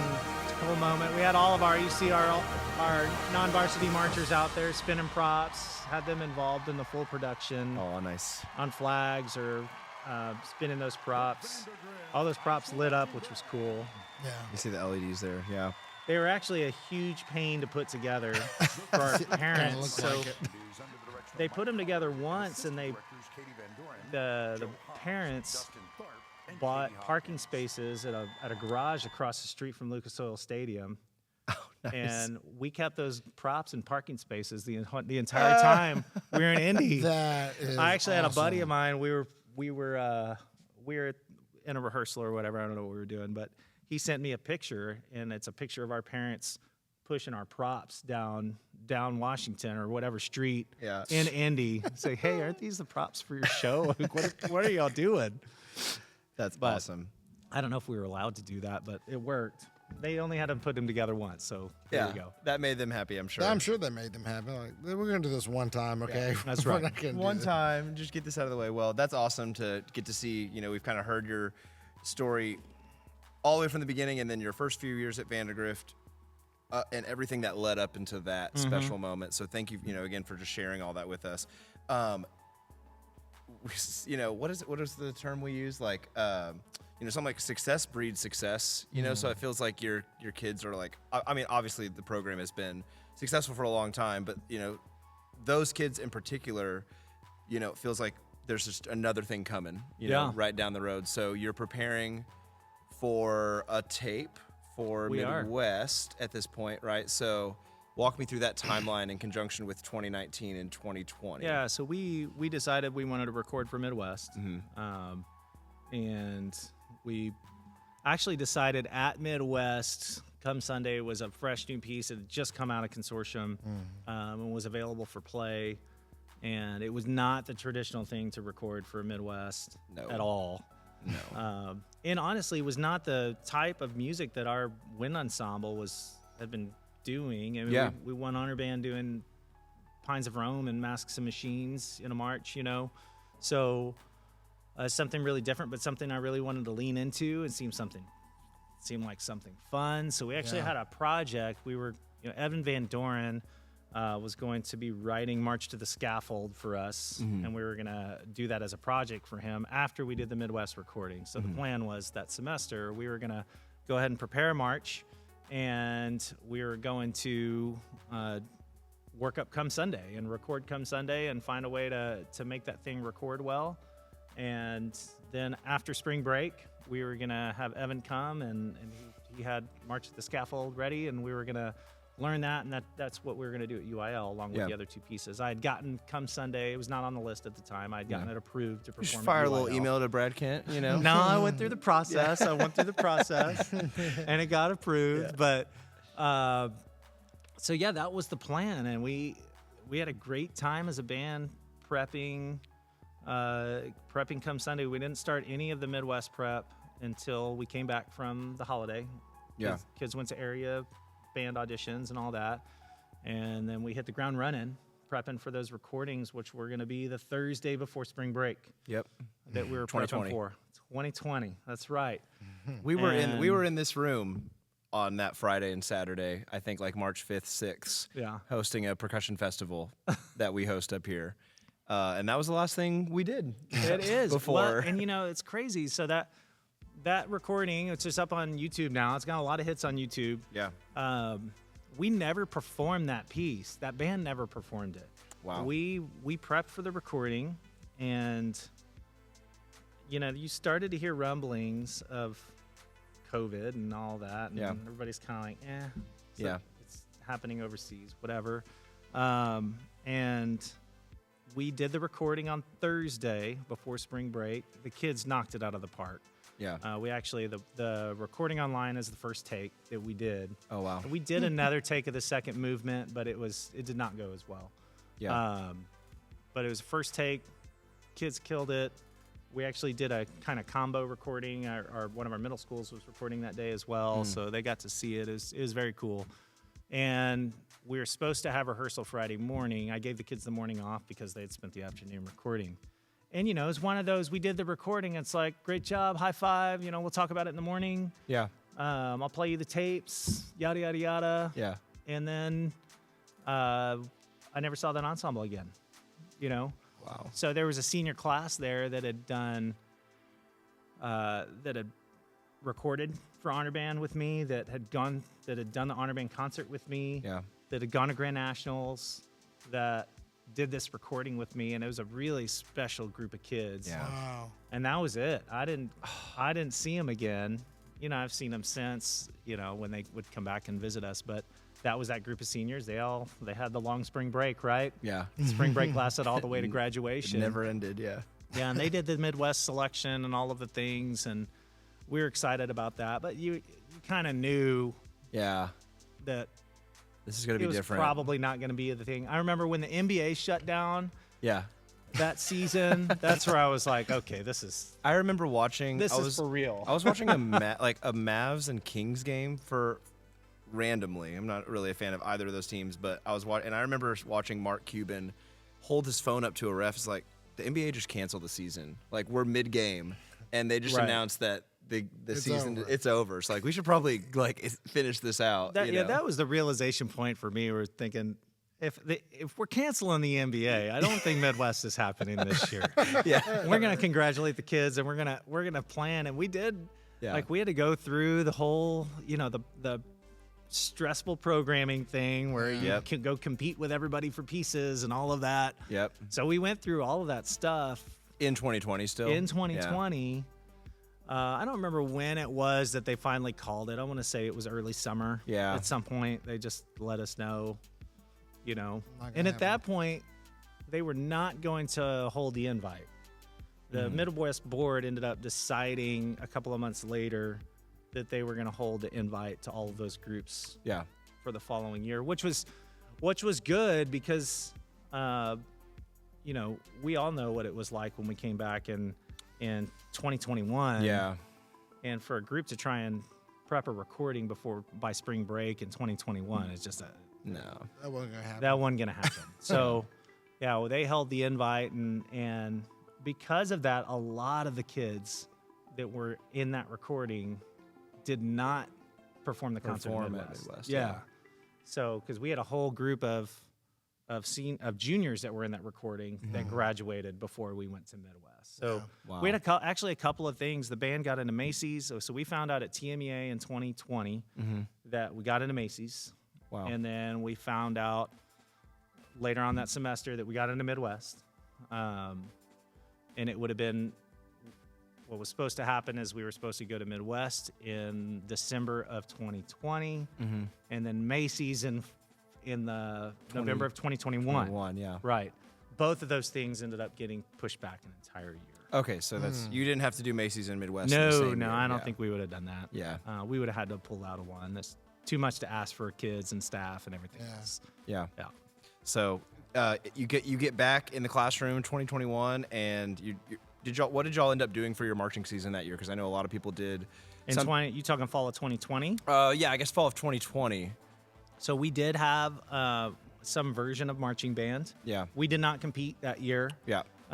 Everything about 2020 was about it, and honestly, I think the thing I'm most proud of all my time at Vandergrift was the 2021 school year, because everything was about what do we need to do to keep kids involved in the program, engaged in the program. Yeah.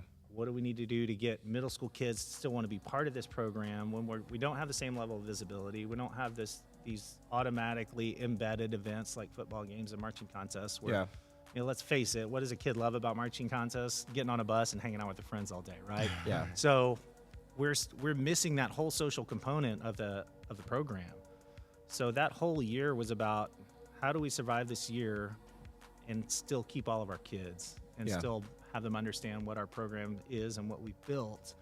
And that went really well for us that year. We did a Latin marching. I dug into my Madison Scouts roots. That's right. Okay, now I'm remembering. And we did this Yeah. Spanish fantasy and Malaga, and we were spread 100 yards because we're trying to social distance or whatever. Oh yeah.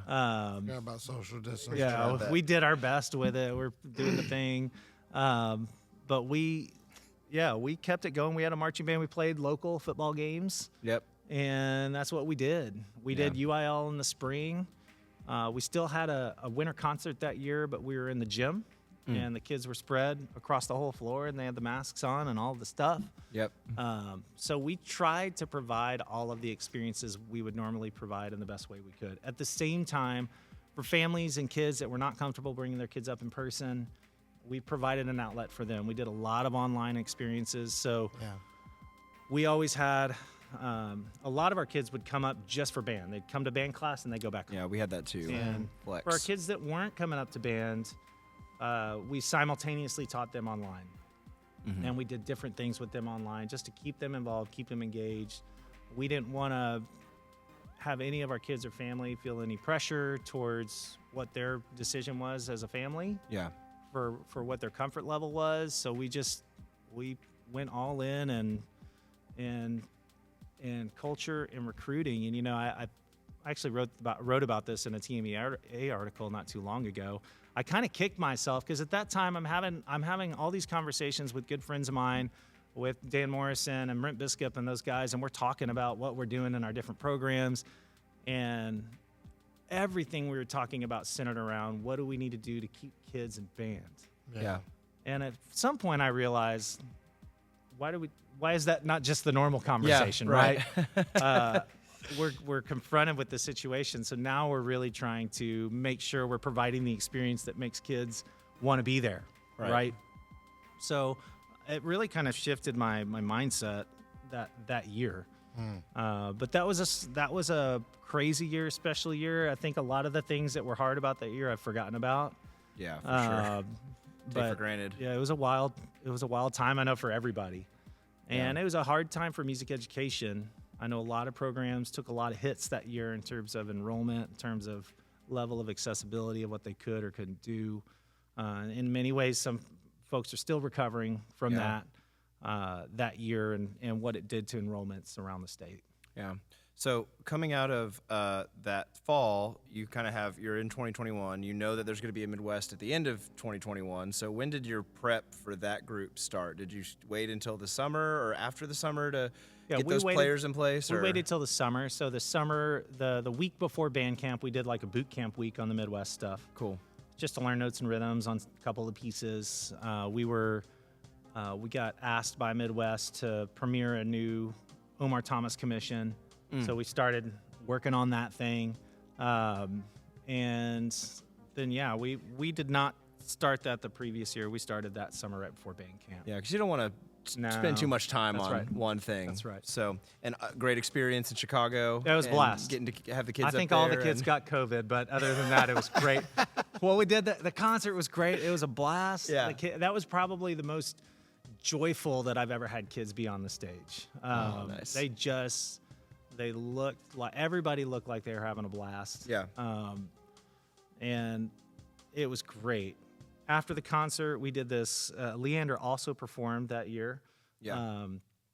We went and did this really cool dinner cruise on Lake Michigan and did the nice dinner and dance and all of that, and just had a big. Our kids got to do that too. Big COVID party, and all the kids got sick. We came back, and I started getting calls from parents and kids. Funny thing, though, if you remember area that year, it was a real area. Late? Well, yeah, area auditions. Everybody had big concerns of what if my kid gets COVID and can't go audition for All-State. Right. Yeah. Well, all of our kids had already had COVID from Midwest. So all good to go. We had 0 kids not be able to. Oh, that's good. To audition for area, but no, it was a great trip. We had a lot of composer involvement. Developed a relationship with Colonel Fettig at the time, who, the Vandergrift's named after a fallen Marine from our area. So I asked Colonel Fettig to come and conduct Semper Fidelis that we were going to dedicate to Matthew Vandergrift and his family, which he did, and that was awesome. And he actually came to Austin, worked with the kids, spent a lot of time with Omar Thomas, and developed a relationship there. So just some really exciting things, and it's a very different experience than the honor band experience. Not in a good or a bad way, but a lot of composer interaction. You're playing a lot of new music. In that experience in Chicago, there's the Midwest magic, as people say. It really is a real thing. It's a great experience for the kids, as you know.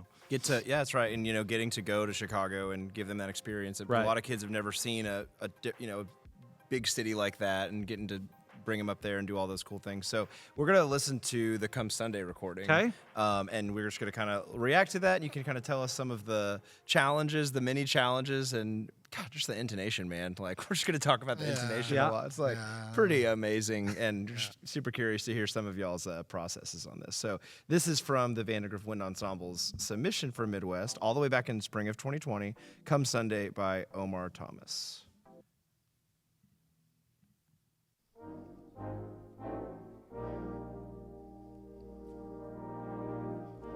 Beautiful little crescendo there. Great piece, by the way. Yeah. It's performed by a tenor sax player. His name's Eric Parmalee. At face value, one of the square kid. But when he's playing a saxophone, it's anything but square. Wow. It's got some style there. Yes.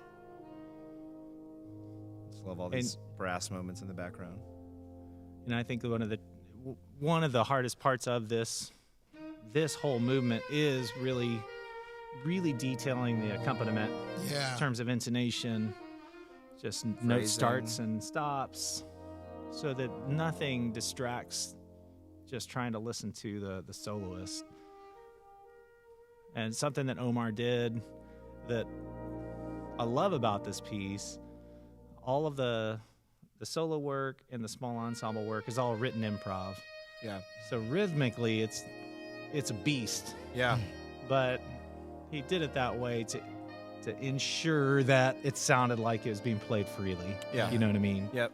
Especially the small ensemble stuff. Yeah, because the way it sounds to a listener is like, it seems like there's no time signature. Like everything is just a cold attack. It's just rubato. Yeah. Now Eric did take some liberties on this solo, which was appropriate. And this next part where Omar's basically trying to mimic a Hammond organ, right? That's where it gets tricky, because you got multiple players playing these difficult rhythms that should just sound like one person playing on a Hammond organ. Right. But it's very cool. Yeah. Very cool. Very fresh. Yeah.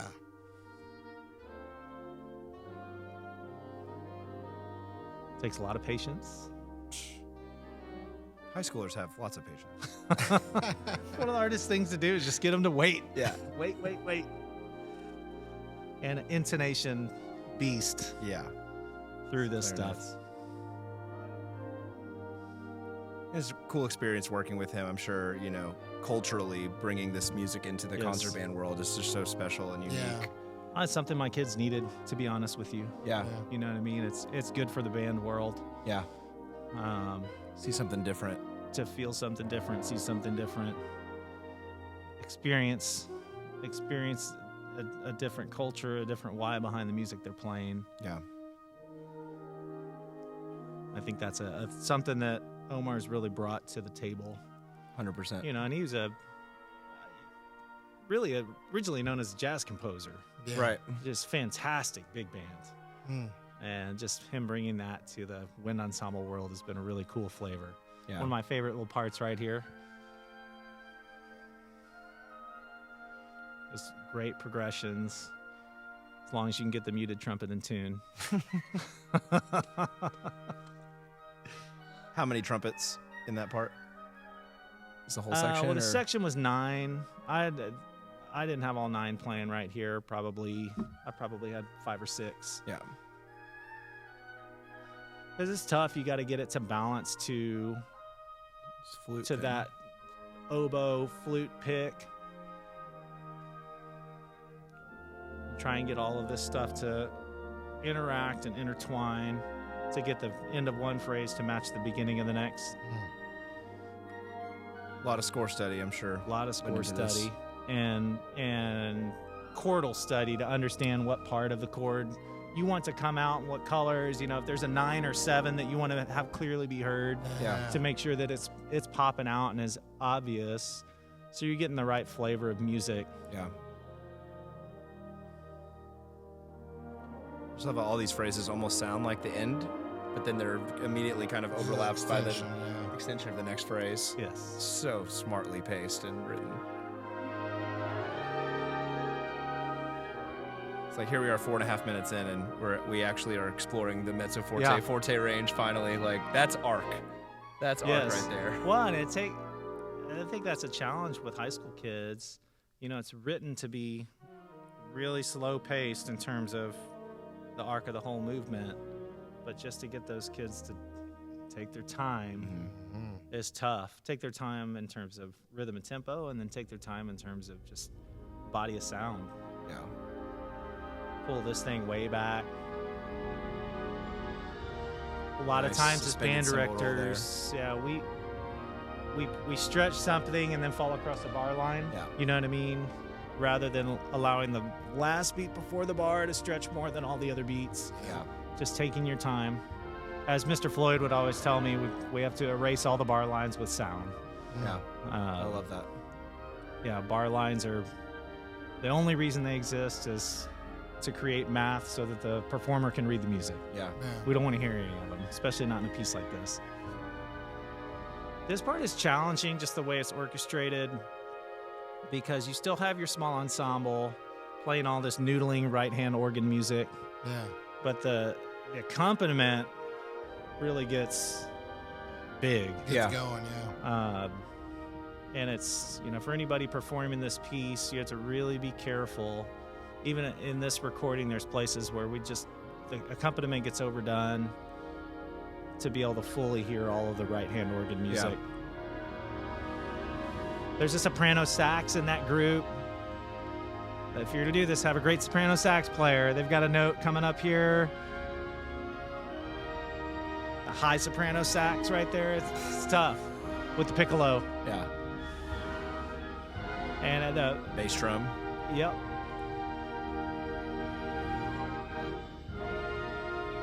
Challenge right here.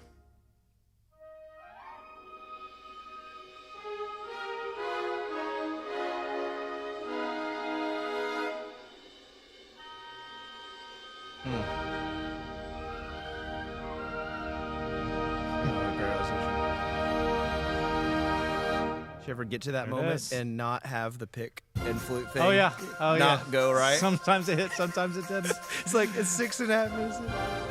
Yeah, And here we are. We get into the shout, yeah. And this was a challenge because really this has to record. You got to do this live because you have sections stand up and you have you Yeah. feature this and that. Yeah. So we had to figure out how to make that come across in a recording. Sure. To where you had different sections clearly be the star of the show. Yeah. We had a bunch of tambourine videos that we showed our percussionists. Yeah. There you go, yeah. But like literally church, Yeah. tambourine. Yeah. like, A little different. yeah, way different. And actually, Mr. Floyd sent me all those. So you need to show your percussionist this because it's just to get the thing to groove right and Yeah. get the engine to work right. Yeah. Is it one tambourine player or multiple? One kid. One kid, One yeah. kid. But there are a lot of times where they all clap and Sure. do different things. A lot of big band. You're just teaching a big band through all this. Same Yeah. kind of style, same kind of articulation. Different technique challenges than Yes. the first movement, for sure. You get to flex those Vandegrift fast fingers a little bit. Well, just teach the kids how to not be square. Yeah. Yeah. You know what I mean? And Yeah, that's- let loose a little bit. they gotta let loose, let them color outside the lines a little bit. Yeah. You know what I mean? That was a great experience for our kids. Yes, a lot of much these, needed. A lot of these kids played Mazlanka 4. Right. Yeah, it's a very different. You got to sound really Different kind of challenge. different kind of clean there. So it's stuff like this, getting all that accompaniment out of the way so we can hear pop, ba, pop, Yeah. all that. A lot of balancing. Leaving space. Trying to make all long notes have shape to them. Got a little concert tom color there. Drum set kick. Yeah. There's drum- the clapping. that you Is hear the drum back there. set split It's between all bass? split up. Yeah, so it's not just actual- concert percussion, trying to make it sound like a drum set. Yeah. The clarinet feature here. This is crazy. The hi-hat.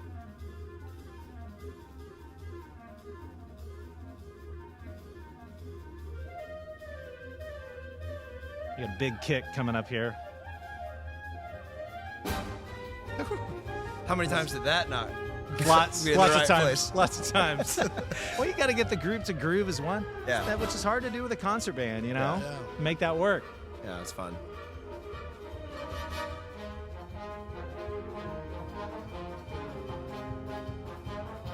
Ride cymbal action. Finally, some downbeats. Yes. 2, 3, 4, 1. We like quarter notes. Cool part, just the dizzying feeling here that he wrote. Yeah. Then we get into probably the most fun part of this movement, which is which is the major lift section, right? Yeah. So we're gonna raise a whole step, Yeah. every phrase. Yeah. You know what I mean? Which for somebody that knows this type of music is something they expect to happen. Yeah. Right. Yeah. Yeah. And each time featuring a different idea. Yeah. Where if you were doing this live, you'd have that section stand. But we obviously didn't do that, so we did it all through sound, back different groups off. Yep. There it is. So you hear a different color each time. We had to get really creative with the number of kids playing accompaniment, all that kind of stuff. There it is again. Keeps raising.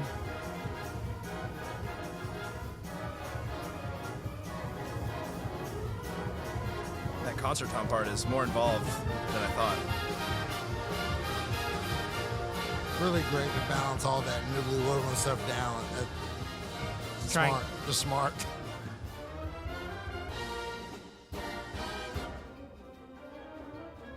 So Omar really flexing his big band muscles here.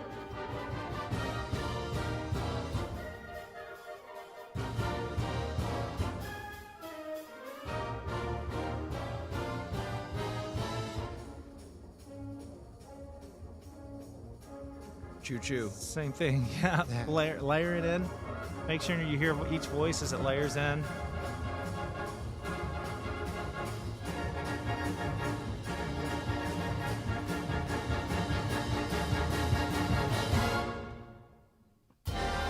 Whew. Gotta wait. Bass drum was a little early. Yeah, happens. Well, messy. It's okay. Yeah. Yeah. Great. Then I never saw him again. That's all the people clapping's the middle school band. Yeah. I was going to ask if That's you how said a you lot didn't of- do it live, A but lot of people thought it was a live recording because of the audience at the end, but it was all the middle school kids that had just recorded their Midwest recording. that's so awesome. Yeah, it's a great piece, great time. And, at that time, didn't know the upcoming, fast forward a year and a half, that we were going to have this amazing collaborative with Omar. Yeah. Because he lives in town. So Yeah. there's times where I would just call him and say, hey, we're rehearsing your piece today. And he'd swing through, Come on, check it out. spend time with the kids and try and get them to be a little less square and have a little more groove. With Caravana, this is the piece that we premiered of his. So, yeah, it's great. And, I want to ask, with all the technique stuff, I mean, obviously you rehearsed the first movement super, super slow. But with that, I got to be in your band hall when y'all did Rocky Point for that UIL year. And I can't remember what the other two things you did, but I just remember the metronome. Bum, bum, bum, bum, bum, bum, Yep. bum, bum, bum. So I can only imagine what this tempo you started on with those kids. Slow, tempo to slow. Yeah.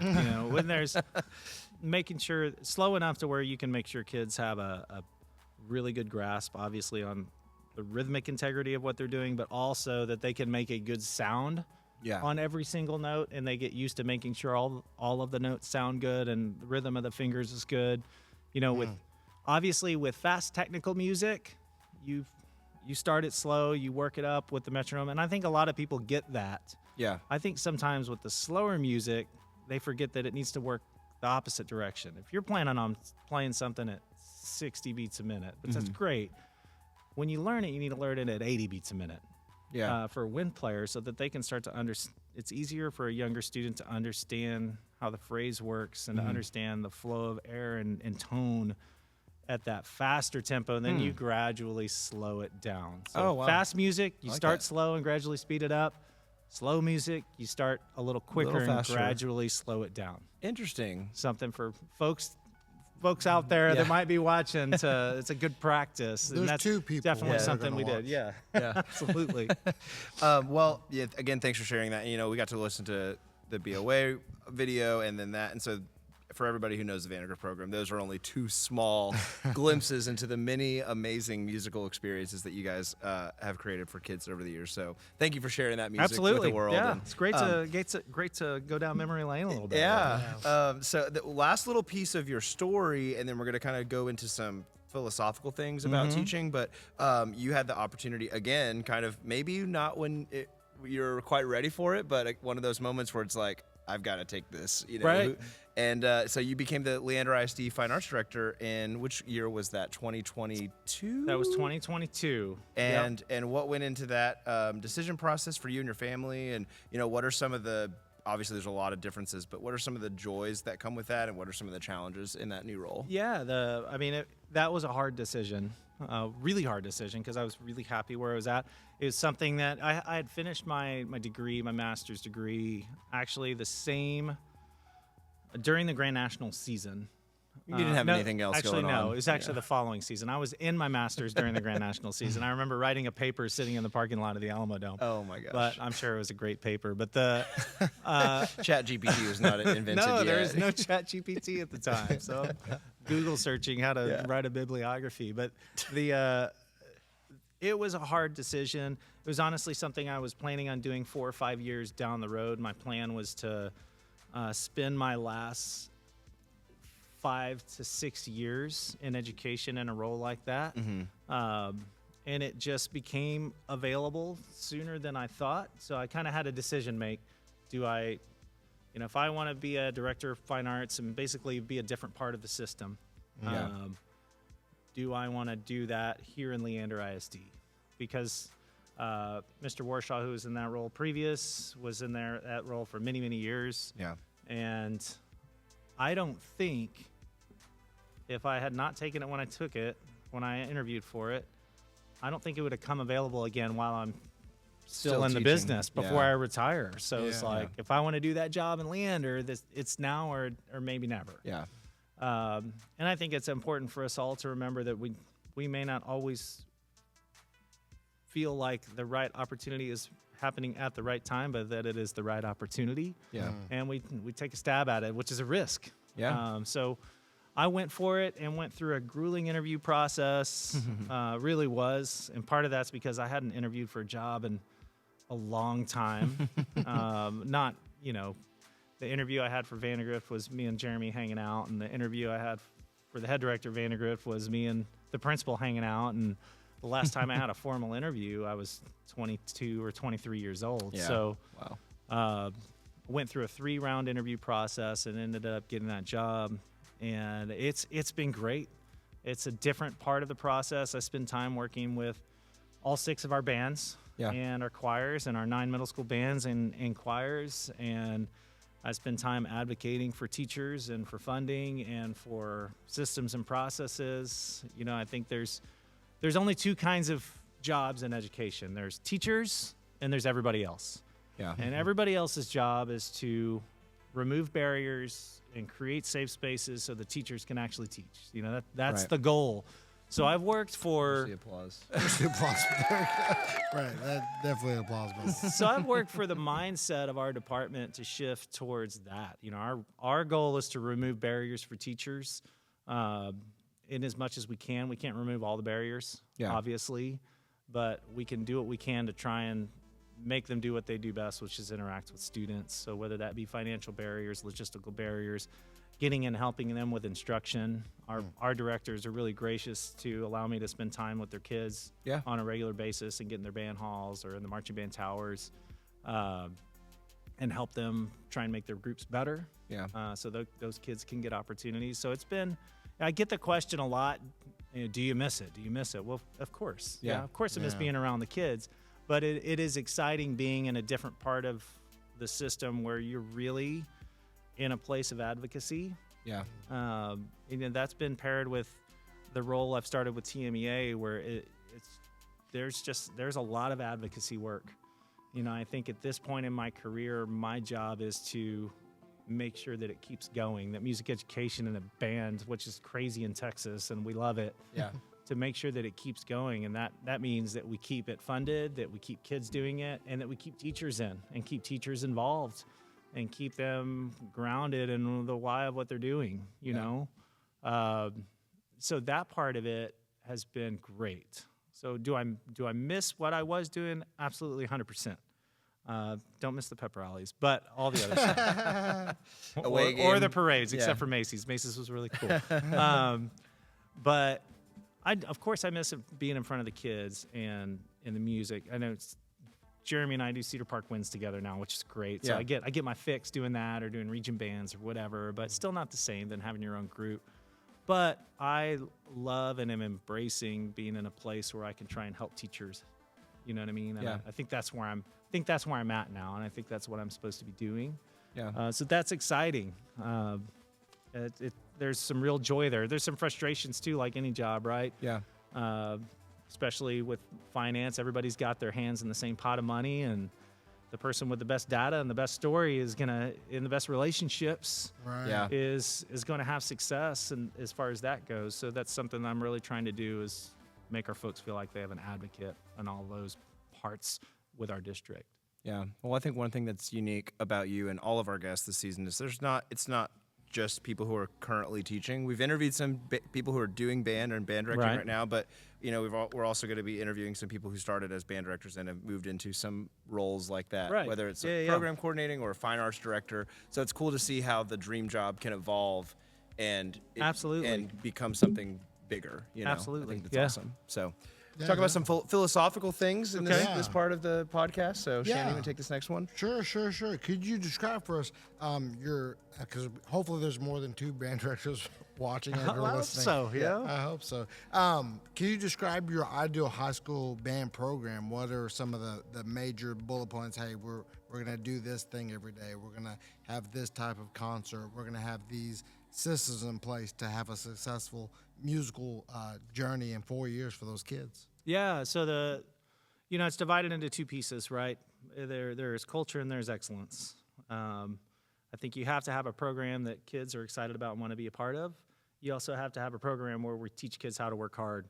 There's rigor. We're teaching them how to be great musicians. And while they may not end up being musicians, that's okay. Them learning how to be great musicians teaches them skill sets that they're going to use and be successful with, from time management to work ethic to grit to just practicing, doing things they don't necessarily want to do so that they can experience things they do want to do.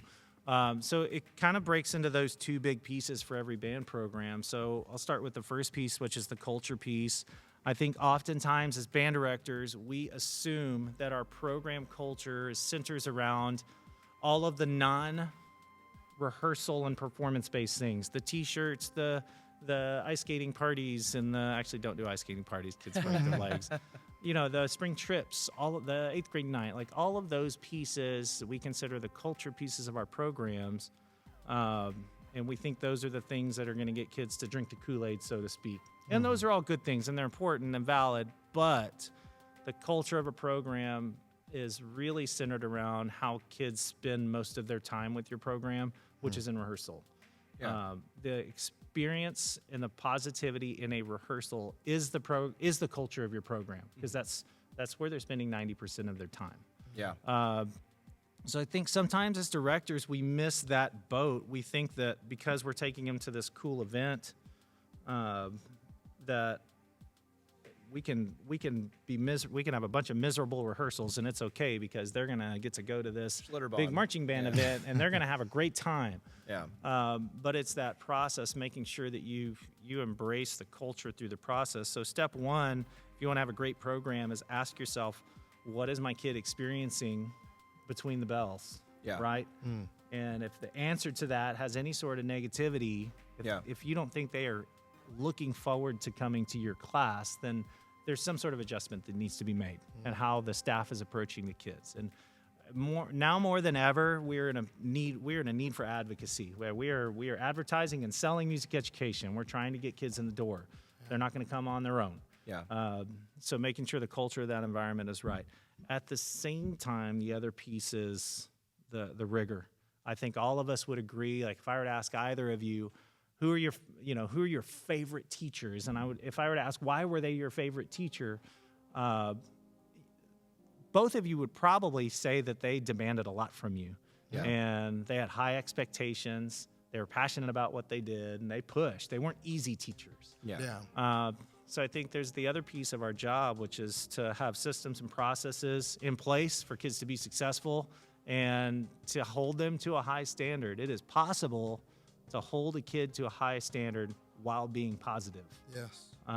We can be aggressive with them. To steal a term from Reed Atkinson that I stole from him, we're going to be positively impatient with our kids at all times. You know what I mean? We're going to expect a lot from them.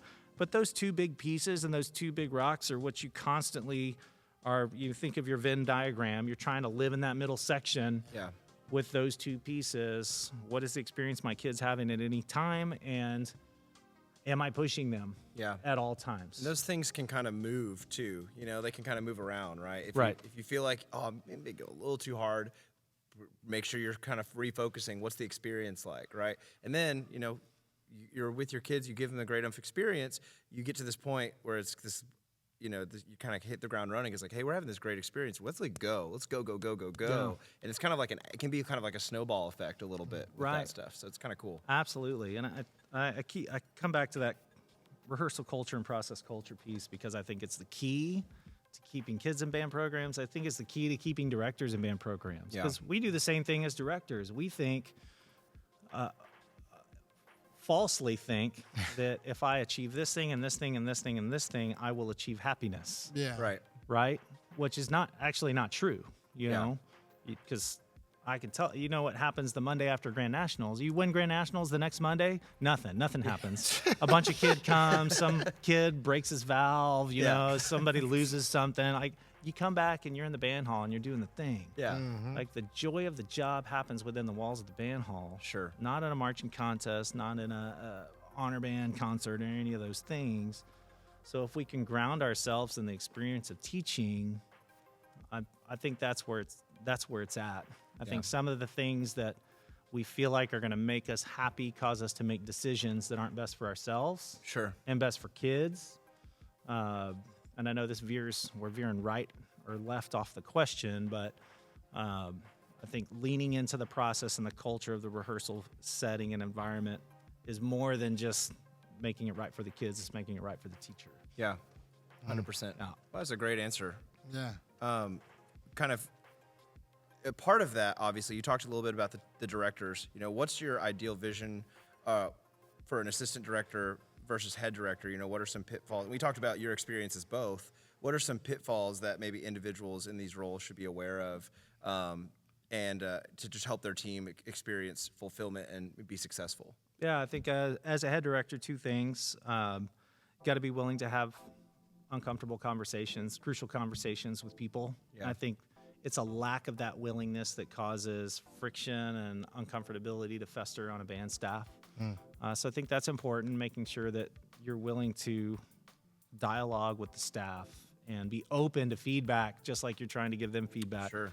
I think with an assistant position, it's wanting autonomy to have ownership over a project, whatever that may be. Maybe that's ownership of your band. Maybe that's ownership over your percussion group. Maybe that's ownership over the private lessons or a solo contest, whatever it might be. Yeah. Everybody's got to have their project, and they have to have the flexibility to do that project they want to while having parameters and a safety net from the head director. And I think that's the perfect situation between the two. You don't want the head director dictating exactly how it needs to be. You want the head director acting as a safety net and support mechanism for that person as they have autonomous work with their group. That helps them feel a sense of ownership, right? The other thing for both pieces, the relationship piece, you know, I've had jobs where there was not positive relationships in the office and jobs where there were positive relationships in the office. Yeah. I think for all of us, we need to create an atmosphere that people want to be a part of. And if you get to the point where you think that's not possible, then you need to go somewhere where you can find that. Yeah. I talked about the second job I had in Houston. The reason I started to love teaching band was because I was around the right people. Yeah. So sometimes it's just about finding people that are that are going to work with you well and being willing to establish those relationships with them. That's awesome. What's the next part? That's great. So diving a little more back into teaching, do you have any your go-tos, your fundamental rehearsal technique strategies when we're working with like a marching band or a concert band? I know you do a lot of region band stuff working. Yeah. What are some like your like quick go-tos? Listen for these top 5 things. Yeah, so talk about rehearsal. First of all, pacing. I think if you were to come into one of my rehearsals, you wouldn't see that it would be positive, but we work fast. And the kids are constantly active. I'm a big believer in that. I don't know if it's I always joke with band directors that with marching band, that if we would teach marching bands more like percussionists teach drum lines, the marching bands would be better, right? Right. Honestly, I teach a marching band like a drum line. It's high reps. Yeah. It's small amounts of feedback between reps, and we go. Yeah. Yep. I did have to learn along the way that there are limitations, especially to brass players. So I had to be careful what I was doing to their faces. Sure. But it is high rep, high octane, high positivity, like go. And in concert band would be similar. I had to I think in concert band, you do have to be careful because the approach has to have a certain level of calmness, the same calmness you want to hear with the sound, right? So I think the pacing is a place where teachers get caught, and a lot of the work that I do with young teachers revolves around how they're pacing their rehearsal to keep students involved and students active, and to just do it more than everybody else, right? We're just going to get more reps on it. In terms of concert band, it is a very tonal, fundamentally based. And, I think that the magic of some of our teachers in Leander is that they're able to move slow. You take beginner instruction, for example. The best beginner instruction moves very slow. But the teachers are fantastic engagers, so they're able to keep kids connected while they spend weeks and weeks and weeks setting up their trumpet embouchure. Yeah. Yeah. I watch Robert Herrings teach a beginner class. His kids sound magical by the end of the year, but they move slower than a lot of the other groups, right? They just take their time, but they're able to get the kids excited and invested while they do it. Yeah. I think the same thing goes with the concert band. You've got to take your time, make sure the tonal fundamentals are set up the right way. Don't rush through that part of the process. You start slow so you can go fast in the end, right? Yeah. That's always the goal. Yeah, and you touched on this a little bit with your alluding to being a percussionist, but what are some things as a percussionist, as your primary instrument, that you can bring into the marching band rehearsal or the concert band rehearsal, and then maybe how do you utilize percussionists in those settings so that they're constantly engaged? Yeah, constant analysis of rhythmic alignment, right? And understanding the physics of how sound moves and works. Yeah. I think is a piece of being a percussionist. It's really helped me be successful. I think at times we mistake articulation clarity for a lack of alignment. If you can get kids to play exactly at the same time, you start there. Then you can really hear if the articulation is clear. But I think sometimes we'll make articulation comments. Right. It's just not together, right? So getting kids to play the song exactly together. If you can play the songs, if you play all the right notes, all the right rhythms with a decent sound exactly at the same time, then you're checking a lot of boxes that don't usually get checked. Right. So that piece of it has really helped in terms of success as a percussionist. What was the other part of your question? Oh, just how do you keep percussionists engaged? Well, I mean, you probably do a better job at it than most people because you I spent have a lot of years experience spinning sticks in the back of a concert band rehearsal. dropping them occasionally. Even got in trouble in high school for falling asleep at the timpani during a sight reading. no. Not my finest hour. Oh, no. I think. So I'm sensitive to it. I think a big piece of it is, I love how big percussion ensemble has become in our state. And I think Shout out Dr. Zader. Yeah, finding a way to have a extended curriculum for middle school and high school percussionists, especially middle school, is so important, because bottom line is they go through their beginning year, they get to a certain level of accomplishment, and then they go play grade 2s and 3s because that's the appropriate music for the 7th graders. Right. Yeah. And then they're playing whole notes in a triangle, right? Yeah. So their development can really stop. So if there's a place where people, if they have the funds to invest, it is to invest it in extending the learning opportunities for percussionists in high school and middle school. So, a lot of my answer for percussion, how do I keep them involved, is Send them away with I want them Joe. doing percussion ensemble during the spring, because their marching band music is a grade 5. Yeah. And then they get into concert band, and even though we're playing a grade 5, their concert band music is a grade 2, right? Yeah. So I want to keep them getting better. Yeah. Now, when I program, we got to program things with percussion in mind, right? We've got to make sure we keep them involved, but they're not going to be involved when we're playing Adagio or Elsa's procession to the cathedral or something like that. Or even in the Come Sunday, like there's the first four and a half Right. minutes, 5 minutes, there's no percussion at all. And then I think the first thing is like a suspended cymbal roll. So So it's finding those opportunities, and that's where I lean into. I'll talk to directors sometimes, saying, "Well, you need to pay for some instruction. If you don't have a percussion instructor, that's fine. Pay for some instruction." yeah, And then they say we don't have any money to pay for instruction, but at the same time they're paying a choreographer of thousands of dollars to choreograph something for their marching band show. So it's like, let's invest money in making sure the kids get the education they need. Yeah. And even if we're using another director, pull those percussionists out, do percussion ensemble with them, bring them in later in the year once the wind players have a grasp on what they're doing concert band wise. yeah, What I don't want, if I'm sending those kids out, I don't want them working on their concert band music. I can teach them that. no, I want them doing percussion ensemble. I want them doing things that are building their hands, building their knowledge of all the different instruments. So Right. I think that's a big piece of it, is making sure you're finding an extended learning outlet that they're not going to get through, grade 3 or 4 literature, which might be appropriate for most of the kids in your band, but maybe not the percussionists. yeah. I think it's a great answer. That's fantastic. Yeah, love that. No, 100%. Transition a little bit. Current or future student leaders, what advice do you have for them to be, positive and impactful in their band programs? Constantly ask the question, what can I do to help? That's the thing. What can I do to help? What do you need? Proactive leadership, I think, is huge. Understanding that it's a support mechanism, not a power mechanism. You know what I mean? I talked about how I view the fine arts director role a while ago. I think student leadership is the same way. We're here to make the group better. Something I actually stole from Jarrett Littman when he was at Johnson. He's at Vandergrift now, obviously, but we would have the drum majors every day, summer band at Vandergrift, take out the trash. That was their job. And I wanted every kid in the band to see them taking out the trash, because I wanted them to know that the role of a student leader is to serve the program, not to do a salute on a drum major podium, right? Yeah.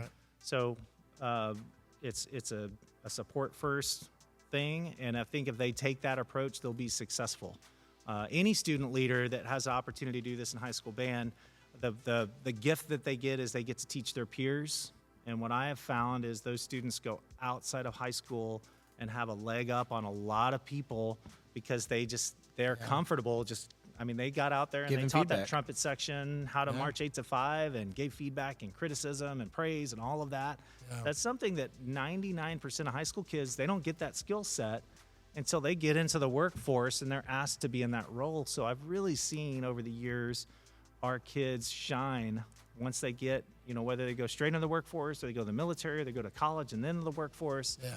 They really shine in those leadership roles because they just have a different level of experience giving feedback and talking to their peers. So student leaders being proactive and just going for it, asking what can I do to help, and finding opportunities to teach.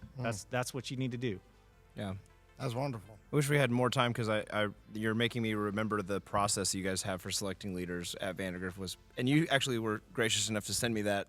One of my first couple of years here, we implemented a lot of it back then, and it really helped kind of steer the vision of the leadership team. Yeah. And so That's great. Another time we'll get Another into time. that for sure. So many good things. Kind of a couple last questions here, then we got some segments to close it out. But we touched on this a little bit, but just talk about burnout in our field, work-life balance, maintaining good mental health. What are some of your tips and tricks on that for all the people listening? I think that's a pretty hot topic right now. It is in a our hot topic. career and field. I think we need to remember that there are parts of it with education that are out of our control, obviously.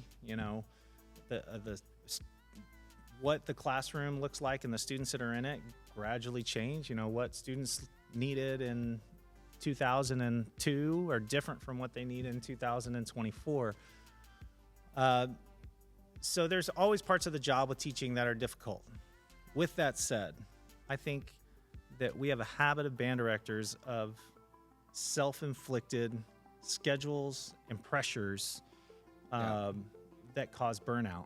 Again, I think at times, and I say this, I don't want to sound hypocritical because I've dealt with the same things personally. We feel like we have to do certain things in terms of time to win marching contests and to achieve success, whatever that means. And we forget that we just need to teach some band and make some kids happy. And enjoy the process. I think at times we are our own worst enemy in terms of burnout. So we create schedules and calendars for ourselves that are not manageable. I think the first step, if you want to talk burnout, the first step is to look at the calendar that you have and ask yourself, can I do this for 10 years? And if you look at that calendar and you're thinking, there's no way, like this, we're as band directors, we're thinking of sprints instead of marathons. We need to start thinking marathons. How do you need to pace your year to where you can be a happy, positive person next year?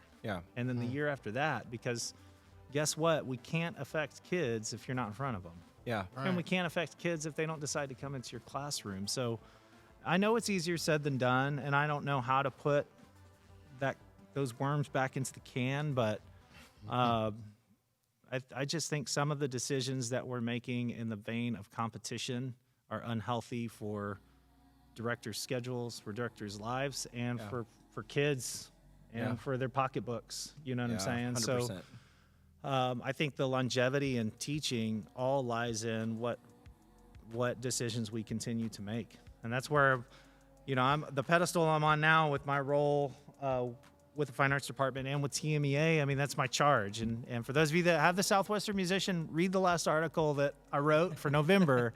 It's called Measuring Success, or it's called How We Measure Success. And it talks specifically about what you're doing to decide whether you are successful or not, and is that healthy to your own personal life.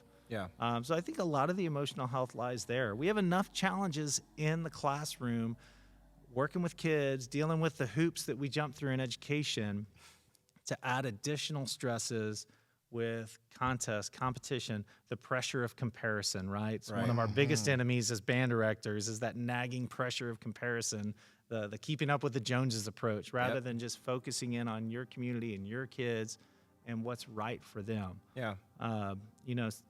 Some of my happiest years as a band director didn't center around an amazing band contest experience. It's centered around a great community and a great group of kids, and they may not have been the best band in the world, but those are really healthy and happy experiences. You know what I mean? So I think constant reflection on the calendars we're making and what our priorities are as directors is the key to it all.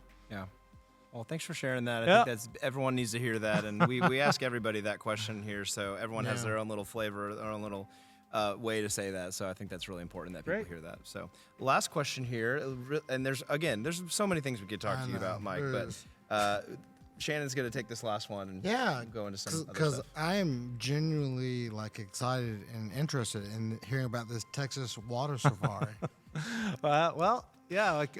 I've finished 8 Texas water safaris. The Texas water safari is a 264-mile nonstop canoe race from San Marcos to the Gulf of Mexico. It occurs in June every year. Great month to be outside in Texas. Myself and Paul Pape have done that together. Paul was our first percussion director at Vandergrift, actually second if you can call me a percussion director. And it is amazing and terrible. Right? And we pay to do it for some reason, and we've signed up. We're trying to finish 10 of them. It's grueling. You paddle all night. You paddle through swamps, and there's alligators, and there's a couple of naps on rocky banks, and it's wild. We finished. You have 100 hours to finish, so it is a race, and you have to hit certain checkpoints by certain times. Amber and my wife Amber and Paul's wife Jennifer are team captains, so they are with us for the entire race, supporting us with food and water at the different checkpoints. You have 100 hours to finish. There's different cutoffs. I think last year we finished in 69 hours. Nice. It's a low water year and it's hot. But we're waiting for that river to come up. It was, when we started the race, we had high water for a couple of years there. and it's just gradually gotten lower Oh, and no. slower, and we're dragging the boat, and it's wild. You should look. It's a crazy race. Yeah. But we're gonna do it again. We're going for number 9 this summer. That's awesome. So Sounds very challenging, like mentally. Like It's- how like there's probably not a lot of food and rest. No, there's like rules on how much you can actually eat, right? Like they Well, they have to give you certain There's rules on portions or there's rules on what they can and can't give you. yeah. But you have to take care of your body. You got to take in a certain number of calories an hour. You got to take in a certain amount of liquid and electrolytes an hour just to sustain your body. Yeah. 'Cause The if paddling you, if or you get down to dragging. empty, Yeah. then you're stuck. Like you're gonna get knocked out. There's usually a 50 to 60% finish rate on this race. Wow. Depending on how high the water is or how hot it is. But it is a mental. It's Gauntlet. a mess. Yeah, it is. It is hard. There's hallucinating involved, because you're going 48 hours, 38 hours without sleep, and it's wild. It's a wild event. There's all sorts of documentaries and stuff online. You should check it out. That's super We cool. got involved with it because Paul's family was involved with it, and he and I talked about it for several years, and finally we just said, heck with it, we're going for it. And, Yeah. All right, and so we that did it. happens. And So 8 yeah, finishes now. 8 finishes. Wow. Should be 9, but the COVID year it got canceled. Oh no. So we're 8 for 8. Knock on wood. Yeah. So we're going for finish number 9 this June. We'll start training in January. It's a great outlet. We talked about work-life balance. It's Yeah. one of those things that has nothing to do with my job. Nope. And when I'm out on the river, we're worried about dodging rocks and not flipping our canoe and doing all that. And I don't think about anything else. So Probably shouldn't at it's that point. it's a great outlet to have, and just I think reminds you kind of what we ask our kids to do. Like, Yeah. we beat them and we do all the hard, rigorous physical activities. Yeah. I shouldn't say beat them. That sounds terrible. But we Director we of Fine work- Arts over here. we worked them hard through the marching season. For sure. Yeah. So it was great to get back to that and remember what it feels like to go through that grueling physical and mental process to get to a big end goal. But yeah, Nice. the last 7 miles are in the ocean, Oh, cool. and yeah, it's pretty awesome to finish it. Yeah. That's a really great way to kind of tie the bow on everything we've talked about. Yeah. You know, how unique that is and how hard you have to work and tying that into what we ask our kids to do every day. So Absolutely. yeah. Well, thank you so much. This has been Yeah, a great it's great. interview, and love to kind of hear your backstory and some new things and learn some new things about you, and hopefully share this with the world and Yeah. people. Thank you guys for having me. We've It's got been great. a couple segments that I did not tell you about on purpose Okay. to keep the shock value up a little bit. But Yeah, sure. We like Shannon's going to start with his. We've done this, I think, on every podcast. Every podcast. So this is Shannon's segment. I'll let him take it. It is called Good Idea, Bad Idea. Okay. And it stems from my inability to focus on any one subject for more than about 3 minutes. Okay. These are thoughts that enter my mind, and you can respond with good idea, bad idea, and give us a reason why or why not. Okay. All right, first, good idea, bad idea. Cats. Bad idea. Yeah. I prefer a dog. Yeah. Dog person, a good They love animal that doesn't you don't have to fight for their affection, you know what I Yeah. mean? They're just Life is hard they're enough. emotionally shallow and they love you no matter what. Yeah. So I got to go dog there. All right, love that. Electric vehicles. I think good idea. I don't have one. But I think Seems like a good I idea. think at some point we'll be making jokes with our grandkids saying we used to pump gasoline into our cars. Yeah. You know what I mean? I It think smelled terrible. I think we'll get there eventually. People will think it's crazy that we were just pumping gasoline Yeah. Do you see a Cybertruck every day? Would you say Yes. in Austin? every day. Yeah, it's a little less common up here for us. So I would say once a Cybertruck, week. bad idea. Yeah, Cybertruck, bad idea. I think they're just nasty looking. I Hideous. can't They're stand them. hideous. I think Have you been inside of one before? No, I bet it's real cool. I bet it's super cool inside. No. But Feels like a spaceship. I like the Ford Lightning. My brother just got a Ford Yeah. Lightning, and it's cool. I haven't been in it. that's yet, the but- F-150 size, right? Yes. Yeah. Okay. But 'Cause they no, have the I- Maverick. I'm like, I think it's probably headed that way. But yeah, Cybertrucks, they're all over Austin. yeah, figured. Interesting. Nice. School bus rides longer than 2 hours. Bad idea. Terrible. Just a bad idea. Sometimes we're stuck with them. We don't have a choice, but Yeah. it's just Not We fun. talked about if you want to be a band director for a long time, that's tough. That's a tough one. They figured out how to just drive themselves everywhere. The staff. Yeah, I got there and I was like, "What do y'all do again? Y'all, Yeah, y'all yeah. hop in an SUV or someone's car." Well, you know. La La Land. out You there. need to be spreading that. That's what idea. happens when you when get to you open a have school, the you get to- director of fine arts meeting that team. Yeah. That's what you need to be talking about. Oh goodness. You know, we'll just leave it at that. Yeah. Leave it there. Gonna throw you under the bus there. Let's see. Good idea, bad idea. Being a percussionist. Good idea. Yeah, good idea. There's Follow some- up. Being a percussionist that transitions to being a wind director. Also good idea. There's some amazing percussionists that are teaching some great bands and orchestras. Frederick Fennell, come on. You Yeah. know? No, I think it's great. I think that you're a percussionist as a musician, as a musician, right? Yeah. Yep. Having a knack for understanding rhythm and alignment goes a long way teaching a band. Yep. 100%. All right. Good idea, bad idea. Being a Dallas Cowboys fan. It's a bad idea. I am a Dallas Cowboys fan, Yeah. a lifelong Yeah. Dallas Cowboys fan, and I wish I wasn't some Yeah. days. But I'm stuck. I'm there. What are you gonna do? I'm there. It's been how long has it been since '96? It's been a long time since 1996. Yeah. Uh, Long time. yeah. So, for those of you that are deciding what team to be a fan with, I'd think twice before you jump on the Dallas Yeah, bandwagon. you might think twice. With that said, it is America's team. You know, Right? Yeah. we're 2-2, so we'll see where we go from here. Yeah, we will find out. Not looking good. Got the Steelers. So All right. Last good idea, bad idea. Being a music educator. Good idea. Good idea. It's there's so much joy that comes from it. Yeah, feels good. It feels great to make a difference. You know, there's not a lot of jobs you do out there where you go home every day feeling like you impacted kids or impacted the world. Yeah. I know that sounds lofty, but it feels good to be in a job that makes a change. Awesome. Well, that concludes my good idea, All bad right. idea segment. And I believe Riley has something. we've got a new segment here that I kind of cooked up over the last couple days because, Mike, I have known you to put a lot of value in the march. I love a good march. You love a good march. I do. I know And, that.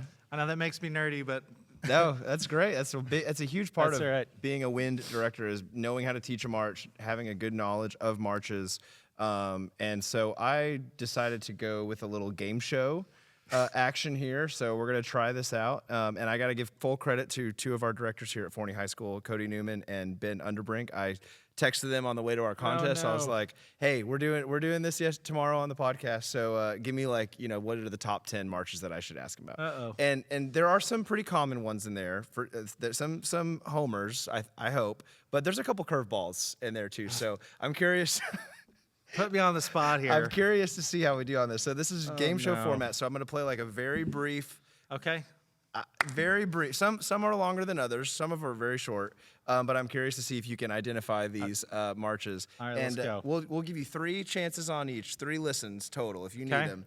And we'll do if you say the wrong one, you'll hear this. Okay. And got then it. if you say the right answer, we'll give you a Okay. chime action here. Okay, so I feel like I'm gonna make myself look bad here. Let's do it. Let's do it. all right, here's the first one, and so here's your first clip here.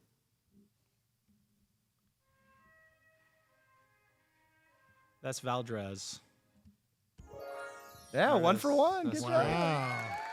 All right, it's Hanson Valdres. Oh, and the other thing is, if you want to expand on, your experience with the march, or if any experience performing it, or if you All like right. it, not, you feel free to do that as well. Love Valdres. Okay, so that was the first one. Let's go to number 2.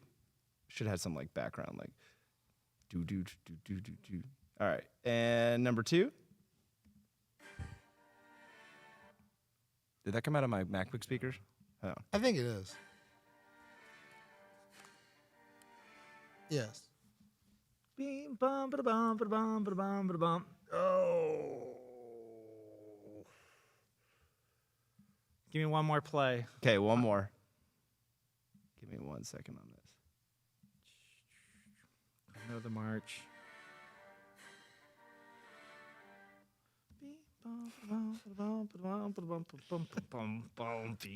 Wow, I don't know.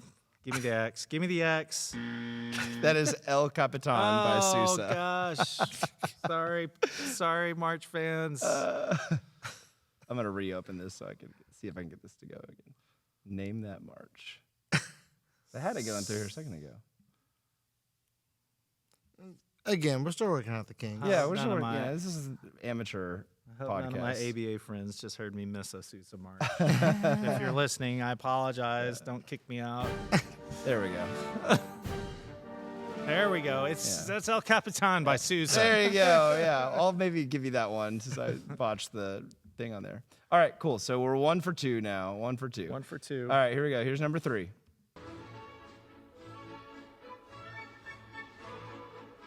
Wow, that's a non-traditional march.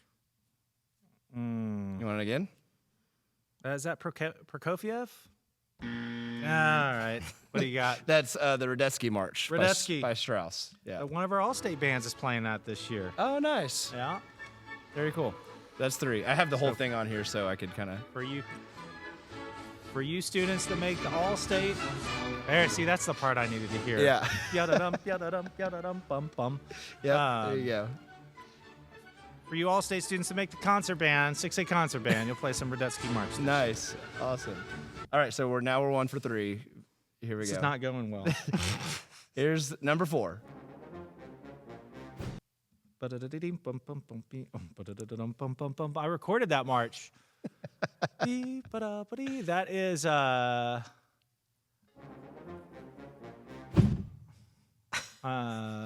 That is Hands Across the Sea.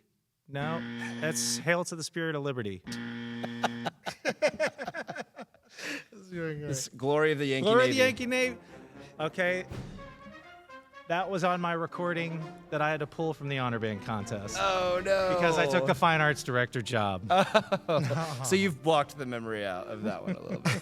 All right, I'm sorry to say you're 1 for 3, Mike. This is not going how I thought it would go. You were so confident in your first I whatever you blame said that Cody was. Newman. Yeah. I did some editing on this. That was fun. All right, here we go. Here's number 5. That's Hindemith, March from Symphonic Metamorphosis. Nice. Good job. It's the context. Also a non-traditional march. Yep. Good job. So now we're 2 for 5, right? Sounds right. Yeah. Can't No. do math. Yeah, that's right. Yeah. All right, and then number 6.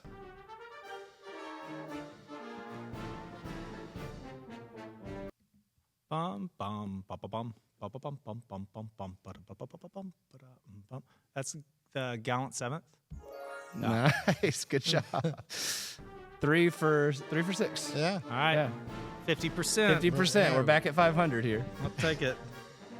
And shout out the Marine website that has all these recordings. Right. I had to steal all the Sousa ones for them. Public domain, so we're not going to get sued, That's hopefully. okay. All right, number 7. Washington Post. There you go. Great Good. march. Favorite 6/8 march. Nice. Sousa. 4 for 7. Yeah. Maximum score of 70%. But that's passing, so. Hey. Okay, here we go. Here's number 8.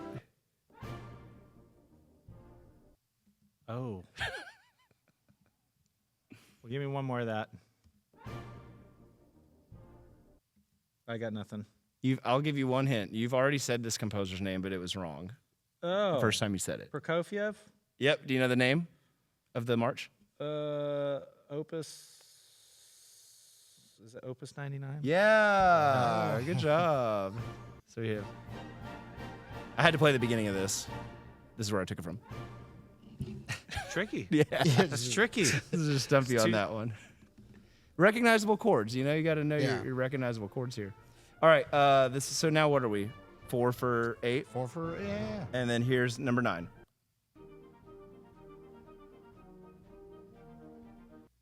Bum bum bim bum bum bum yum bum bum.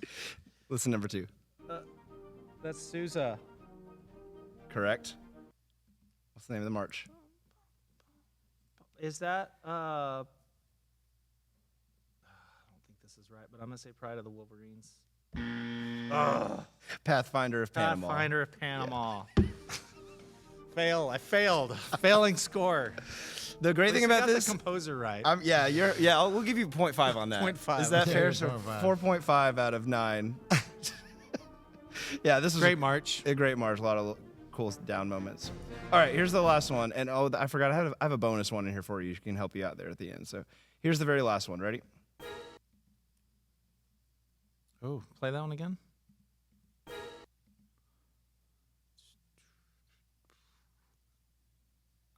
One more time. I got nothing. Come on, use process of elimination. Right. Is it Circus March? Is it a Sousa March? Yes. Tis. Do it one more time. Is it Stars and Stripes? Yes. Just gave him one chord. Come on. Great march. There Great. it is.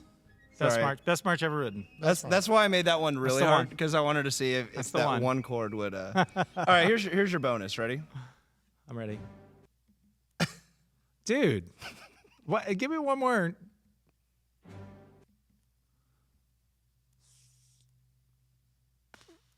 Think super non-traditional. You could not play this for UIL. I don't know. Oh. Why can't you play it for UIL? I guess you could. I guess you could. Why can't you? There you go. Little John Williams. I say do it for UIL. Yeah, do There's it. no rule against it. TMEA VP. I would love to hear it at UIL. Well, there's my name that march. All right. I'm sorry I didn't do Hey. better for all the fans and listeners out there of marches. Yeah, not bad. You got a few right. There were some that you were good. like right on. So we'll maybe tweak that, and future guests will. Yeah, Love yours- contest. You said at the beginning, you're like, oh, you guys waited for 15 episodes to have me on, so you like the kinks are still very much there.